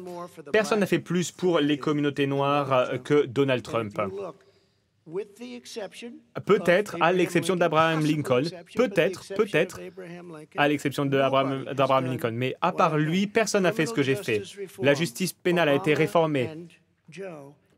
Obama et Joe ne l'ont pas réformé. Ils n'ont même pas essayé. Pourquoi? Parce qu'ils n'avaient aucune chance de le faire. Ils ont peut-être voulu le faire, mais j'ai dû vraiment tordre le bras à beaucoup de personnes pour le faire. C'était difficile et tout le monde sait, y compris des personnes très libérales, qui ont pleuré dans mon bureau. 2 semaines plus tard, ils ont dit « Oh là là, il faut le battre ». La réforme de la justice pénale, la réforme des prisons, des opportunités. Il y a eu un très bon sénateur, Tim Scott, de la Caroline du Sud. Il a trouvé une très bonne idée pour des zones d'opportunité. C'est un programme couronné de succès, on n'en parle pas. Mais il y a eu énormément d'investissements, beaucoup d'investissements qui sont faits. Qui en profite le plus? Les Noirs et les Latinos. Et surtout, les universités historiquement noires. Après 3 ans au pouvoir, alors j'aime beaucoup ces personnes. Ces personnes sont venues dans mon bureau et m'ont dit « Mais qu'est-ce que vous faites après 3 ans ?» J'ai demandé « Pourquoi vous revenez encore ?» Ils ont dit « On n'a pas de financement. » J'ai dit « Vous n'avez pas besoin de venir. » Président Obama ne leur a jamais donné de financement à long terme. Et moi, je l'ai fait. Un financement de 10 ans à long terme. Et je leur ai donné plus d'argent qu'ils avaient demandé, car ils ont dit, je leur ai dit, je pense que vous avez besoin de plus. Le seul inconvénient, c'est que je leur ai dit, peut-être que je ne vais pas vous revoir. Je les aime bien, ils m'aiment bien, et donc je serais triste de ne pas les revoir. D'accord. Nous allons parler de vos bilans, mais d'abord votre réponse, Monsieur le Vice-président. Je n'ai jamais dit ce dont il m'accuse. Après la loi sur la criminalité, c'est lui qui a dit que le problème avec cette loi, c'est qu'il n'y avait pas assez de personnes en prison. Vous pouvez trouver la date, la citation sur mon site Internet. Il a parlé de jeunes gangs de maraudeurs qui rôdaient dans nos villes. Et il voulait que 5 jeunes soient condamnés à la peine de mort alors qu'ils étaient innocents. C'est vrai qu'il a commué les peines de 20 personnes. Nous avons commué les peines de milliers de personnes. Et la loi dont il parle, c'est une loi qui a été lancée par Barack Obama. Mais aujourd'hui, le système, il y a 38% de détenus, il y a 38 millions de détenus en moins. Pardon, 38 000 personnes en moins dans le système pénitentiaire. Il y a 20 millions de crédits qui ont été donnés aux États pour qu'ils modifient leur système et pour que les toxicomanes partent en cure de désintoxication et pour qu'ils n'aillent pas en prison car ils ne devraient pas. Et pourquoi il ne l'a pas fait il y a 4 ans? Pourquoi vous n'avez pas fait ça il y a 4 ans ou même moins? Pourquoi vous ne l'avez pas fait quand vous étiez vice-président? Vous n'arrêtez pas de parler de toutes ces choses que vous allez faire, je vais faire ci, je vais faire ça, mais vous étiez au pouvoir il n'y a pas si longtemps et vous n'avez rien fait. Joe, je me suis présenté pour vous, pour Barack Obama, à cause de vous, à cause d'Obama. Si vous aviez fait du très bon travail, je ne me serais jamais présenté aux élections. Je me suis présenté à cause de vous. Je vous regarde, vous êtes un politicien. Je me suis présenté à cause de vous. Monsieur le Vice-président, votre réponse, et ensuite j'ai d'autres questions pour vous deux. Vous savez qui je suis, vous savez qui il est, vous connaissez son caractère, vous connaissez le mien, vous connaissez ma réputation. Je suis un homme d'honneur, je dis la vérité. J'ai très hâte de voir le résultat de ces élections et le caractère de nos pays sont en jeu. C'est très important. Oui, vous pouvez réagir. Non, mais tout ce que j'ai dit sur la Russie, l'Ukraine, la Chine, l'Irak, si tout cela est vrai, eh bien, c'est un politique corrompu. Alors, ne me parlez pas d'être un bébé innocent. Il vous qualifie de politique corrompue. Monsieur le Président, je veux me concentrer sur les questions Il raciales. dit que vous êtes réellement... On parle des questions corrompu. raciales pour le moment. Je voudrais vraiment me concentrer sur ces questions. Je dois Vous pouvez répondre. réagir très rapidement. Il y a 50 anciens membres des renseignements qui disent que ces accusations font partie d'un plan de la Russie. Il y a 4 anciens chefs de la CIA qui viennent des deux partis qui disent que ce ne sont que des foutaises. Et il y a son bon ami Rudy Giuliani. Il dit que vous êtes la marionnette de la Russie. Vous dites que... Voilà ce qu'il est en train de dire. C'est vraiment... Et on parle de cet ordinateur. Vous dites que l'ordinateur portable, c'était vraiment une supercherie de la Russie. Vous vous entendez très bien avec la Russie. Nous allons poursuivre sur cette thématique, Monsieur le Président. Vous avez décrit le mouvement Black Lives Matter comme un mouvement de haine. Vous avez partagé la vidéo d'un homme qui célèbre le pouvoir blanc. Vous avez dit que les personnes, les sportifs qui se sont agenouillés devraient être virés. Que pensez-vous de ce climat? La première fois que j'ai entendu parler de Black Lives Matter, ils chantaient « Pigs in a blanket ». Donc ils appelaient les policiers des porcs. Ils ont dit « Faites-les griller comme du bacon ». Et j'ai dit « C'est horrible de dire ça ». Et il y avait ces manifestants pour le Black Lives Matter qui en parlaient. C'est la première fois que j'en ai entendu parler. J'ai trouvé que c'était atroce. Alors concernant ma relation avec toutes les personnes, je pense que j'ai de très bonnes relations avec toutes les personnes. Je suis l'homme le moins raciste au monde. Que dites-vous aux Américains qui ont été nourris à cette rhétorique? Alors, je ne sais pas quoi dire. Il y a eu les réformes et on leur a offert de nombreuses opportunités. Je me suis occupé des universités historiquement noires. Je ne sais pas quoi leur dire. Ils peuvent dire ce qu'ils veulent. Ils peuvent dire ce qu'ils veulent. Ils peuvent tout dire.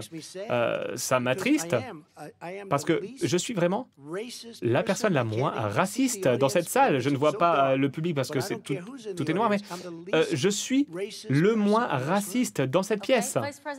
Très bien, Monsieur le Vice-président. Oui, réagissez rapidement et j'aurai une autre question pour vous. Abraham Lincoln, ici, présent, c'est le plus raciste de l'histoire récente. Il met de l'huile sur le feu tout le temps.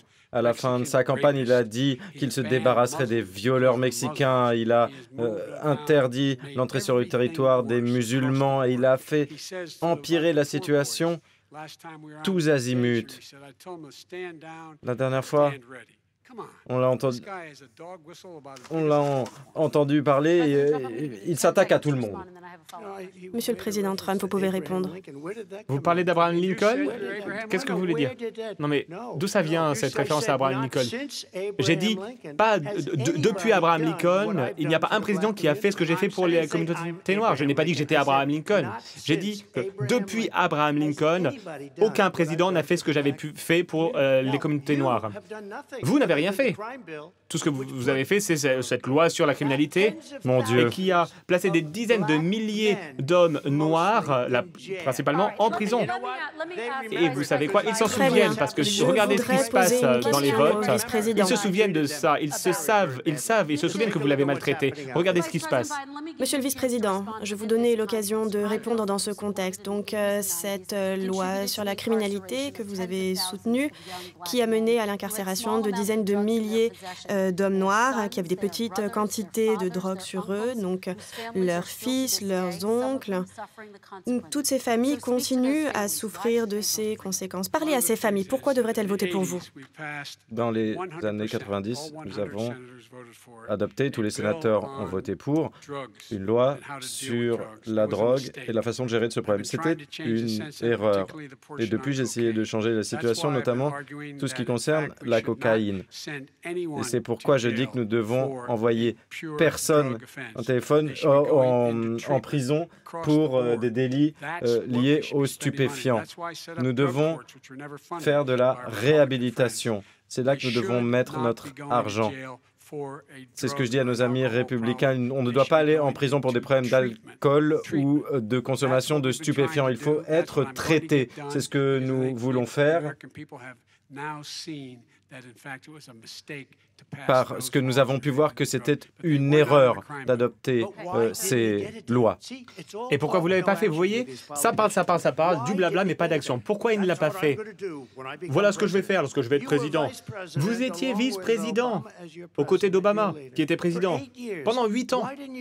Pourquoi vous ne l'avez pas fait? 8 ans pour le faire. Et à présent, vous dites, oh, je vais le faire. Vous ne faites que parler, que des paroles, pas d'action. Nous avons libéré 30 000 Non, prisonniers. vous n'avez rien fait. 38 000 prisonniers ont été libérés des prisons fédérales. Il y a 1000 personnes qui ont été graciées. C'est nous qui avons adopté une législation pour s'intéresser aux pratiques des commissariats et des forces de police. Nous avons lancé le processus, en tout cas. Nous avons perdu les élections et c'est pourquoi je me présente aujourd'hui pour gagner les élections et changer ces politiques. Votre Une réponse question. et nous allons passer au changement climatique. Une question, pourquoi vous ne l'avez pas fait pendant les 8 années où vous étiez au pouvoir, il n'y a pas si longtemps? Pourquoi vous ne l'avez pas fait? Vous dites, je vais faire ci, je vais faire ça. Mais vous avez fait incarcérer des 10 000 personnes, principalement des Noirs. Vous étiez 8 ans au pouvoir avec Obama. Pourquoi vous ne l'avez pas fait? Eh bien parce que vous ne faites que du blabla, pas d'action. Monsieur le vice-président, et puis ensuite nous passerons à la thématique suivante. Il y avait un congrès aux mains des républicains. Voilà la réponse. Eh bien, il faut les convaincre.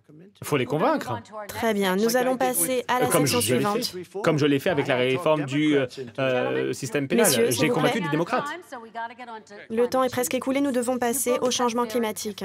Vous avez des perspectives très différentes sur le changement climatique. Monsieur le Président, vous avez dit que la réglementation environnementale nuit aux emplois et au secteur énergétique. Monsieur le vice-président, pour vous, faire face au changement climatique, c'est la possibilité de créer de nouveaux emplois. Comment pensez-vous combattre le changement climatique? On va commencer par vous, Monsieur le Président. Vous avez 2 minutes. Il y a le programme pour 1000 milliards d'arbres, différents programmes environnementaux. J'aime l'environnement, mais ce que je veux, c'est l'eau la plus pure, l'air le plus pur. Nous avons la plus faible émission de CO2.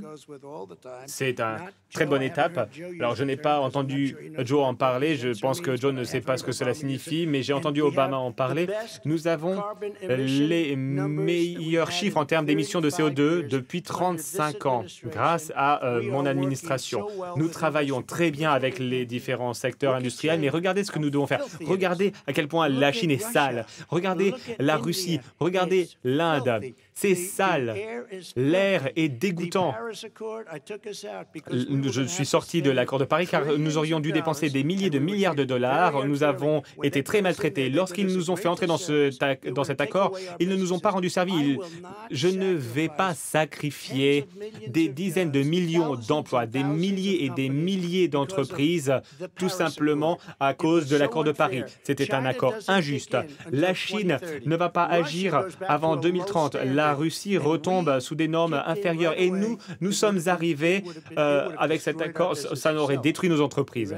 Alors, vous êtes prêts? Nous avons fait un formidable travail d'un point de vue environnemental. Nous avons l'air le plus pur, l'eau la plus claire et les émissions de CO2 les plus faibles depuis des années et des années. Monsieur le vice-président. Et nous n'avons pas détruit notre secteur professionnel. Vous avez 2 minutes, sans interruption, Monsieur le vice-président. Le changement climatique, le réchauffement climatique est une menace existentielle qui pèse sur l'humanité. Nous avons l'obligation morale de faire quelque chose et tous les grands scientifiques du monde nous disent que nous n'avons plus beaucoup de temps. Nous allons dépasser le point de non-retour dans 8 à 10 ans, avec 4 ans de plus sous ce président, avec tous les efforts qui pourraient être faits pour limiter les émissions et qui ne seront pas faits, nous mettrons dans une situation très difficile. Nous avons une vraie occasion à saisir. J'ai réuni les travailleurs et des organisations environnementales pour travailler à mon programme. Et tout le monde le soutient. Cela permettra de créer de l'emploi. Il y aura 50 000 bornes de recharge sur nos autoroutes à construire. Et nous pourrons nous lancer dans l'automobile électrique. La Chine le fait déjà. Il y a 4 millions d'immeubles et 2 millions de logements de maisons qui seront rénovés pour économiser de l'énergie. Et nous pourrons créer de très nombreux emplois, ce faisant. Et tout cela permettra de créer des millions d'emplois et de faire en sorte d'avoir un environnement plus sain. Notre santé et nos emplois sont en jeu. Aujourd'hui, Wall Street affirme que mon programme permettra de générer plus de 18 millions d'emplois. C'est 7 millions de plus par rapport à son programme. Et donc, il y a des effets sur le climat et sur l'économie. Je l'ai dit,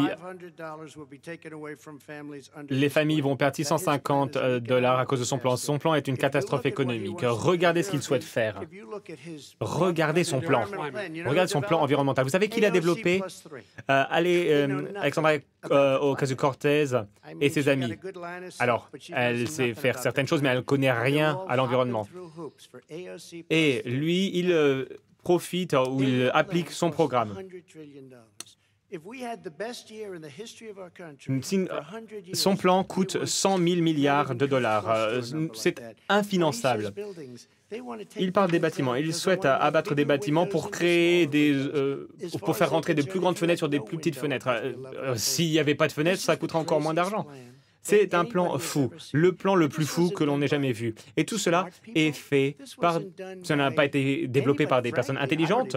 Je ne sais même pas qui a pu créer ce document. Il souhaite dépenser 100 000 milliards de dollars. Il essaie de dire que c'est 6 milliards, mais non, 100 000 milliards de dollars. Il souhaite abattre des bâtiments, créer de nouveaux bâtiments avec de toutes petites fenêtres pour économiser de l'énergie et bien d'autres choses, bien d'autres choses. Je vais laisser le vice-président répondre. Nous n'avons plus beaucoup de temps, mais il y a d'autres questions à aborder. On écoute le vice-président.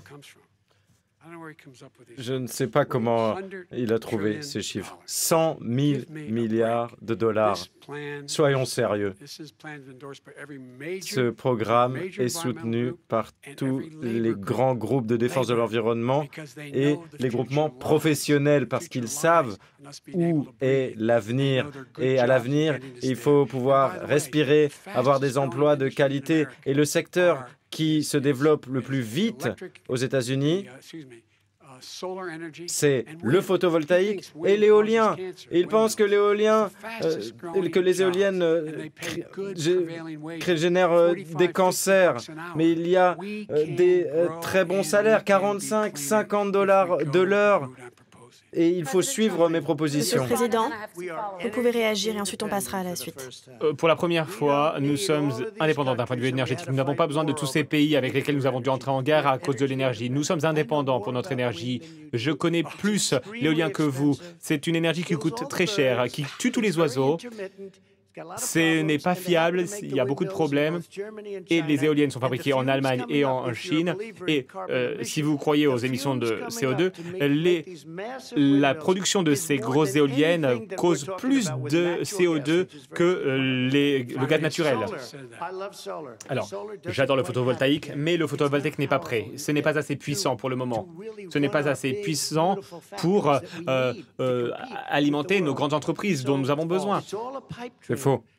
Alors, c'est un rêve, mais nous allons avoir la plus grande économie du monde. Mais si vous voulez tuer l'économie, eh bien, débarrassez-vous de l'industrie pétrolière. Et qu'en est-il de la fracturation hydraulique? Vous pouvez peut-être lui poser la question. Je veux permettre au vice-président de répondre. Je n'ai jamais dit que j'étais contre la fracturation hydraulique. Vous l'avez dit.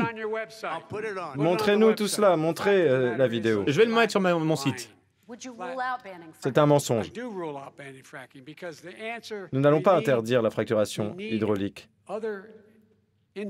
car nous avons besoin que d'autres secteurs opèrent une transition pour parvenir à zéro émission nette d'ici 2025. Mais entre-temps, nous essaierons de capturer les émissions à partir de la fracturation hydraulique du gaz, mais nous le ferons grâce à des investissements. Il faut une transition. J'ai une question supplémentaire. Excusez-moi, il était contre la fracturation hydraulique. Il l'a dit, je vais vous le montrer demain. Il a dit, je suis contre la fracturation hydraulique. Jusqu'à ce qu'il devienne candidat démocrate. Il est allé en Pennsylvanie, il a dit, vous savez quoi, Pennsylvanie, vous allez être... Il sera contre, car ce parti est contre la fracturation hydraulique. Je parlais de la fracturation hydraulique sur des terres appartenant à l'État fédéral. J'ai une question finale pour cette section et ensuite je veux passer à notre dernière dynamique, Monsieur le Président. Les gens de couleur sont plus sujets à vivre près de raffineries de pétrole au Texas. Des personnes s'inquiètent, pensent que cela va les rendre malades. Votre administration a rejeté les réglementations sur ce type de structure. Pourquoi est-ce que ces familles devraient vous donner un mandat supplémentaire? Les familles dont nous parlons gagnent beaucoup d'argent, plus d'argent que jamais. Regardez les chiffres que nous avons produits pour les familles asiatiques, hispaniques, 9 fois plus élevés qu'avant. Une augmentation en 3 ans, 9 fois plus grand. Une augmentation 9 fois supérieure à l'augmentation sous les 8 ans d'administration de ces deux personnes. Alors, je n'ai pas entendu les chiffres, je ne connais pas les statistiques que vous évoquez, mais ces personnes gagnent beaucoup d'argent. D'un point de vue économique, c'est formidable. Nous les avons sauvés et il y a quelques mois, nous les avons à nouveau sauvés lorsqu'il y a eu une chute du prix du pétrole à cause de la pandémie. On souhaite avoir de bonnes relations. Il y a l'Arabie Saoudite, le Mexique, la Russie, on leur a fait baisser la production et donc notre industrie fonctionne bien. Et c'est l'essentiel. Le gazole ne coûte pas cher. Président, votre réponse et ensuite j'aurai une question finale pour vous deux.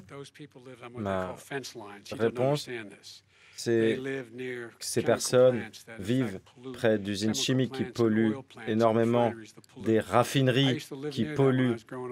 Je vivais près d'usines de ce type dans le Delaware et il y avait des déversements dans la rivière à des niveaux records.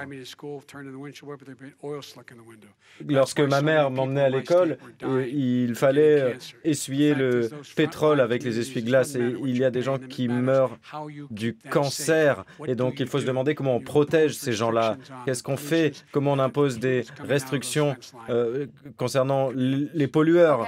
Car il y a un effet au niveau local. Très bien. J'ai une toute dernière Alors, on ferme les question. entreprises? Est-ce qu'il faut fermer les raffineries? Il faut une transition à partir... Une transition, une grande déclaration. À partir du secteur pétrolier. Pourquoi feriez-vous ça? Parce que le secteur pétrolier pollue Je de vois. manière considérable. Grande prise de position. Laissez-moi finir. Il faut remplacer tout cela par des renouvelables, des énergies renouvelables, par étapes. Et donc j'arrêterai de subventionner ce secteur pétrolier au niveau fédéral. Et je subventionnerai l'éolien et le solaire. Oui, Très pour bien. le solaire Il nous éolien. reste C'est une une question. grosse erreur d'un point de vue commercial. C'est une grosse erreur. Parce qu'en Une gros, il question dit qu'il va finale. détruire l'industrie pétrolière. Vous vous en souviendrez, le Texas, la Pennsylvanie, l'Oklahoma? Monsieur le vice-président, 10 L'Ohio. secondes pour que vous réagissiez. Je passe à la question finale. Il sort tout de son contexte. Mais ce qu'il y a, c'est qu'il faut opérer une transition vers zéro émission nette d'ici 2035 pour le secteur de la Très bien. production Une énergétique et question 2050 en général. Est-ce qu'il va forcer la Chine à faire pareil? Avec cette section, nous passons à la question finale. Nous allons rejoindre les accords de Paris et faire en sorte que la Chine Très achète bien. Une dernière ce qu'ils ont question promis. sur Bien sûr, mais bien sûr. la gouvernance, le leadership. Une question pour vous, Monsieur le Président. Imaginez que c'est le jour de votre investiture. Que diriez-vous dans votre discours aux Américains qui n'ont pas voté pour vous? On commence par vous, Monsieur le Président. Il faut que notre pays réussisse, que notre pays soit aussi beau qu'avant cette catastrophe qui vient de la Chine. Nous avons créé énormément d'emplois. Mais alors, pour revenir, avant cette catastrophe chinoise, je recevais des appels, des personnes m'appelaient, des personnes qui ne sont pas forcément des personnes qui veulent m'appeler, des personnes qui voulaient me rencontrer. Il y avait les meilleurs chiffres en termes de chômage chez les Noirs, chez les Latinos, chez les femmes, chez les Asiatiques, les personnes avec un diplôme, sans diplôme, les diplômés de MIT. Tout le monde a des meilleurs chiffres. Et les autres, les démocrates, voulaient travailler avec nous. Le succès va nous réunir. Nous étions sur la voie de la réussite. Je réduis les impôts. Et lui, il souhaite augmenter les impôts de tout le monde. Il souhaite supprimer les règlements. Il va tuer notre pays. S'il est président, il y aura une dépression comme jamais. Votre assurance retraite disparaîtra et vous ne serez jamais en sécurité. Très bien, monsieur le vice-président Biden. Même question pour vous. Que diriez-vous dans votre discours d'investiture aux Américains qui n'ont pas voté pour vous? Je dirais que je suis un président américain, que je vous représente tous, que vous avez voté pour moi ou pas. Et je ferai en sorte que vous soyez représentés. Je vais vous donner de l'espoir. Nous allons évoluer, nous allons privilégier la science et non pas la fiction, l'espoir et non pas la peur. Nous allons avancer car il y a une énorme occasion à saisir. Il y a beaucoup d'opportunités d'améliorer la situation. Nous allons développer notre économie, nous allons combattre le racisme systémique et nous allons faire en sorte que notre pays avance vers les énergies propres qui permettent de créer de l'emploi. C'est ce que nous ferons. Et comme je l'ai dit au début, ici, ce qui est en jeu, c'est le caractère de ce pays, la décence, l'honneur, le respect, le fait de traiter autrui avec dignité, de faire en sorte que tout le monde puisse saisir sa chance. C'est ce que nous allons faire, car ça n'a pas été le cas au cours des 4 dernières années. Je veux vous remercier tous les deux pour cette heure et demie de débat extrêmement dense. Monsieur le président Trump, monsieur le vice-président Biden, merci à Belmont University de nous avoir accueillis ce soir et merci à toutes celles et ceux qui nous ont regardés ce soir. Le jour de l'élection, c'est le 3 novembre. N'oubliez pas de voter. Merci à tous et bonne soirée.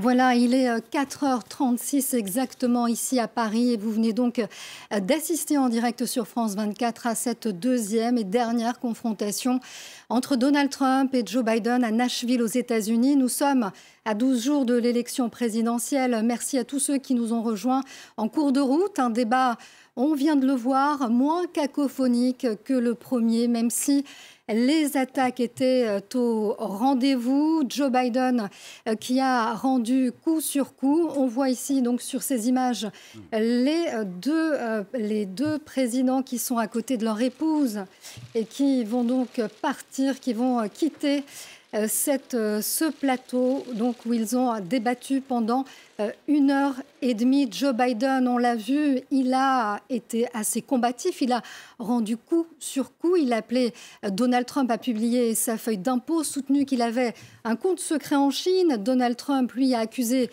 Joe Biden de corruption, d'avoir reçu 3,5 millions de dollars de la Russie. Parmi les échanges marquants de ce dernier round, de cette nuit, eh bien, par exemple, Joe Biden a martelé qu'un président responsable de tant de morts pendant le coronavirus ne peut pas rester au pouvoir, qu'il n'avait pas de plan contre la pandémie, ni en matière d'assurance santé. Je vous propose de réécouter un des extraits de ce débat, justement, sur le Covid. Et finalement, qu'est-ce qu'il a fait? Eh bien, il n'a rien fait. Et il sort de l'hôpital et là, il nous dit « Ne vous inquiétez pas, ce sera bientôt fini ». Mais aucun scientifique sérieux ne peut dire cela. Monsieur le Président, votre réaction? J'ai dit que nous apprenons à vivre avec, nous n'avons pas le choix, nous ne pouvons pas rester confinés dans notre garage comme Joe Biden. Lui, il a la possibilité de s'enfermer chez lui. J'imagine qu'il a gagné beaucoup d'argent pour pouvoir s'enfermer pendant aussi longtemps, mais ce n'est pas possible pour les autres Américains. Et on va continuer à analyser ces temps forts avec Gauthier Ribinski, qui est toujours là, notre spécialiste de politique internationale ici à Paris. Mathieu Babin, qui est correspondant de France 24 à Washington, ainsi que Benjamin Haddad, chercheur en relations internationales au think tank The Atlantic Council, directeur de la Future Europe Initiative et auteur du Paradis perdu, l'Amérique de Trump et la fin des illusions européennes. C'est paru chez Grasset l'an dernier. Merci d'être toujours avec nous. Mathieu Babin, je me tourne vers vous. On vient d'entendre cet échange et on a assisté à un débat, il faut le dire quand même, qui avait un peu plus de tenue que le premier, même si les attaques étaient au rendez-vous. Est-ce que ce soir, pour vous, l'un des deux candidats a marqué un peu plus de points ? Écoutez, c'est extrêmement difficile à dire. Ce qui est absolument certain, et vous l'avez dit en substance, c'est que ce débat n'avait strictement rien de commun avec celui du 29 septembre. Le jour et la nuit, en réalité. Difficile de croire que les hommes qui ont participé au débat du 29 septembre étaient les mêmes que ceux que nous avons vus ce soir à Nashville. L'astuce des micros coupés pour forcer un débat audible a donc fonctionné. Les deux hommes étaient prêts et se sont rendus, coup pour coup, vous l'avez dit également, sur le terrain de la pandémie, par exemple, où les écoles démocrates et républicaines se sont concrètement affrontées sur le terrain de l'économie et des vies humaines, en réalité, à la manière du débat qui a déchiré le camp démocrate et le camp républicain depuis le début de la pandémie. Donald Trump rappelant qu'une fermeture du pays aurait conduit l'Amérique à la banqueroute et Joe Biden assénant le terrible chiffre de 222 000 morts. En réalité, il s'agit de 223 au moment où nous parlons. École contre école, donc, encore dans le domaine de la couverture santé, de la gestion du budget de l'État, et jusqu'à l'immigration. À 4 reprises, cependant, 4 reprises consécutives, Joe Biden aurait pu déstabiliser Donald Trump, mais le président en exercice a transformé la rencontre en une forme de bataille de bilan. Le bilan Obama-Biden contre le bilan Trump-Pence, et ça a fonctionné. Donald Trump risquait le dérapage grossier, on s'y attendait, ça n'est pas arrivé. Joe Biden risquait la faute grave de langage, ça n'est pas arrivé non plus. Alors Benjamin Haddad, vous avez aussi suivi bien sûr ce face-à-face. C'est un nouveau test aussi pour Joe Biden. Il a quand même réussi à tenir tête, à résister face à ce Donald Trump agressif. Mathieu Mabin vient de parler que ça a été en quelque sorte bilan contre bilan. Joe Biden a paru quand même déterminé, notamment lorsqu'il était question d'ingérence étrangère dans l'élection. Il a dit, quel que soit le pays qui menace nos élections, il en paiera le prix. Il est assez déterminé quand même, Joe Biden. Oui, alors il a essayé de se poser donc évidemment en challenger du bilan de Donald Trump. Il a attaqué bill en tête sur les statistiques des morts de Covid. Il a attaqué Donald Trump notamment sur la question de la Russie, qui est un sujet qu'on entend beaucoup aux États-Unis depuis quelques années, et a essayé aussi de se poser comme étant plus proche des préoccupations des classes moyennes américaines, des vrais sujets du quotidien, rappelant à plusieurs reprises son enfance dans le Delaware, utilisant à très nombreuses reprises cette formule "come on man", essayer de renvoyer Donald Trump face à ses responsabilités et ses contradictions. Moi, ce que j'ai trouvé assez frappant en fait dans ce débat, c'est que le format a été changé, avec notamment l'impossibilité d'interrompre en coupant les micros à cause des interruptions de Donald Trump lors du premier débat. Et finalement, ce nouveau format a plutôt été à l'avantage de Donald Trump, qui a été moins irritant que dans le premier débat, et on a vu en fait les deux être capables de dérouler leurs argumentaires, d'essayer de pousser leurs adversaires devant leurs contradictions et leurs retranchements, et comme Mathieu Mabin l'a dit, Donald Trump essayant de dépeindre Joe Biden comme un politicien à l'ancienne, finalement comme un sortant, comme quelqu'un qui est comptable non seulement des années Obama, mais de 47 ans de carrière politique.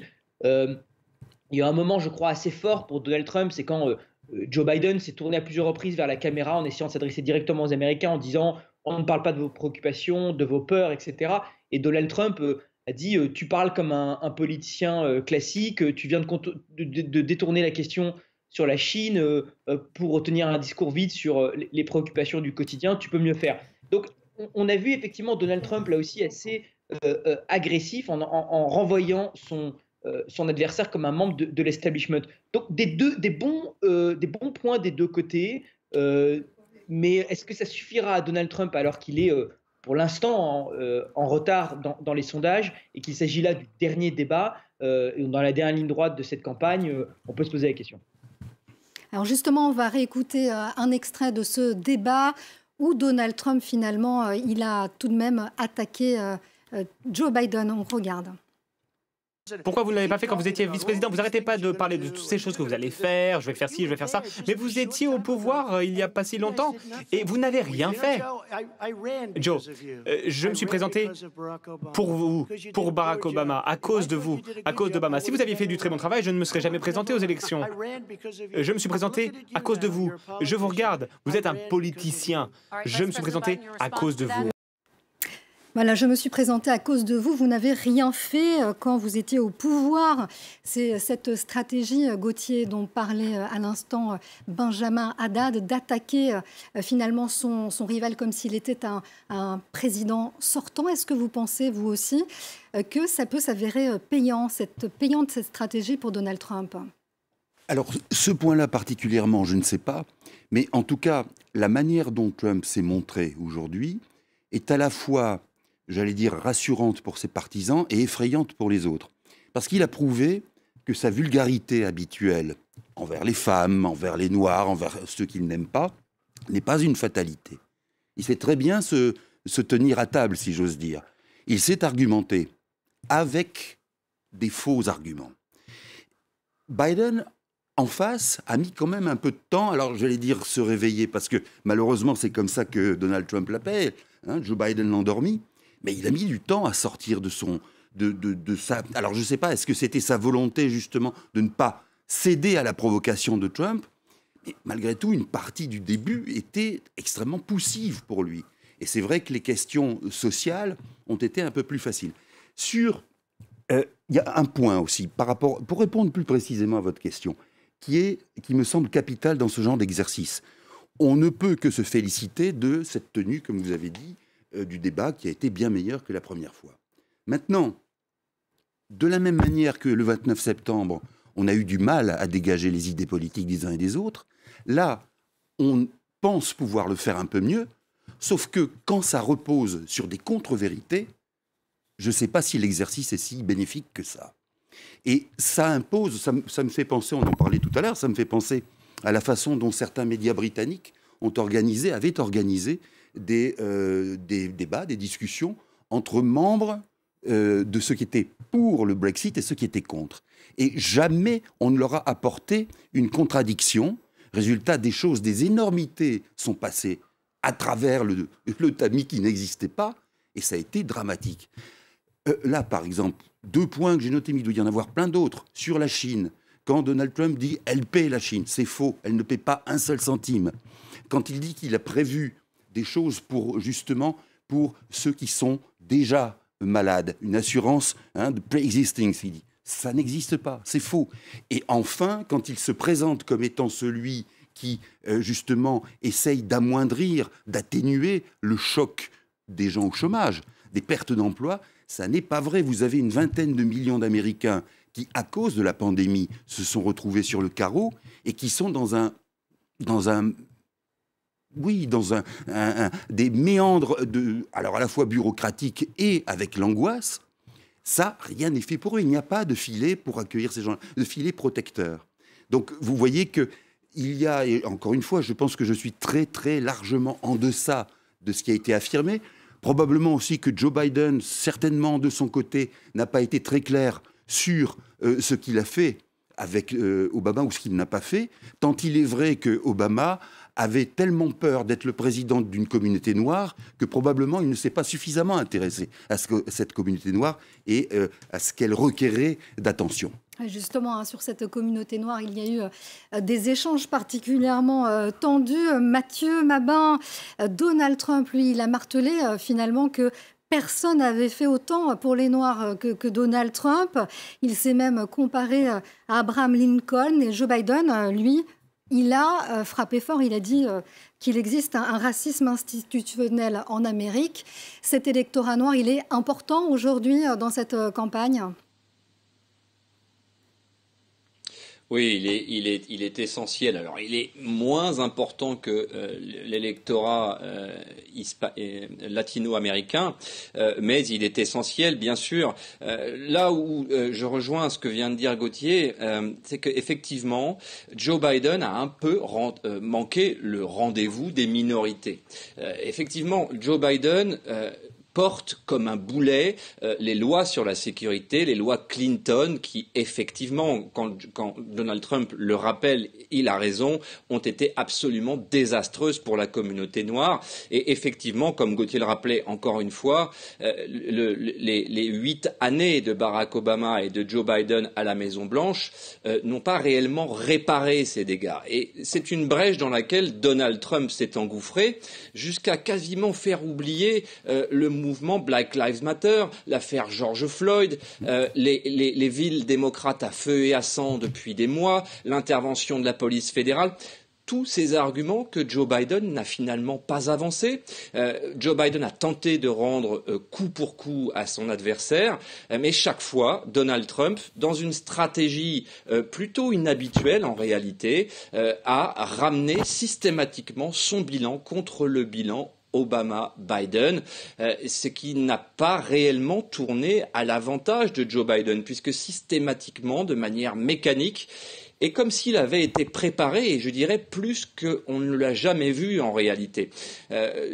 Donald Trump est quand même parvenu à placer Joe Biden sur une position défensive, ce qui est plutôt inattendu puisque le président sortant, c'est Donald Trump. Donc en théorie, c'est lui qui devrait rendre des comptes.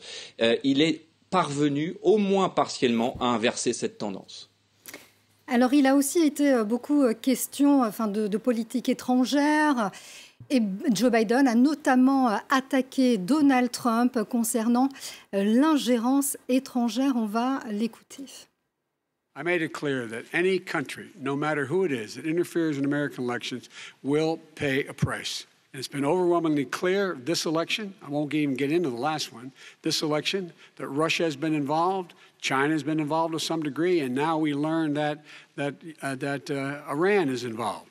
They will pay a price if I'm elected. They're interfering with American sovereignty. That's what's going on right now. They're interfering with American sovereignty. And to the best of my knowledge, I don't think the president said anything to Putin about it. I don't think he's talking to them a lot. Alors Benjamin Haddad, à Washington, on vient d'entendre Joe Biden. Quand il parle de cette ingérence, il se pose donc en présidentiable face à Donald Trump. C'est l'importance de ce qu'il vient de dire. Cette question de l'ingérence étrangère, c'est un débat lancinant depuis 2016. Vous le savez, la Russie avait hacké les emails d'Hillary Clinton, les avait fait fuiter, ce qui avait bénéficié à la campagne de Donald Trump. Et l'un des principaux reproches qui a été fait à Donald Trump et à sa campagne pendant longtemps, c'est de ne pas se distancier de la Russie, de ne pas dénoncer ce soutien, cette ingérence étrangère. Donald Trump, à l'époque, au contraire, accueillait toute forme d'aide comme étant bénéfique. Il a même été justement...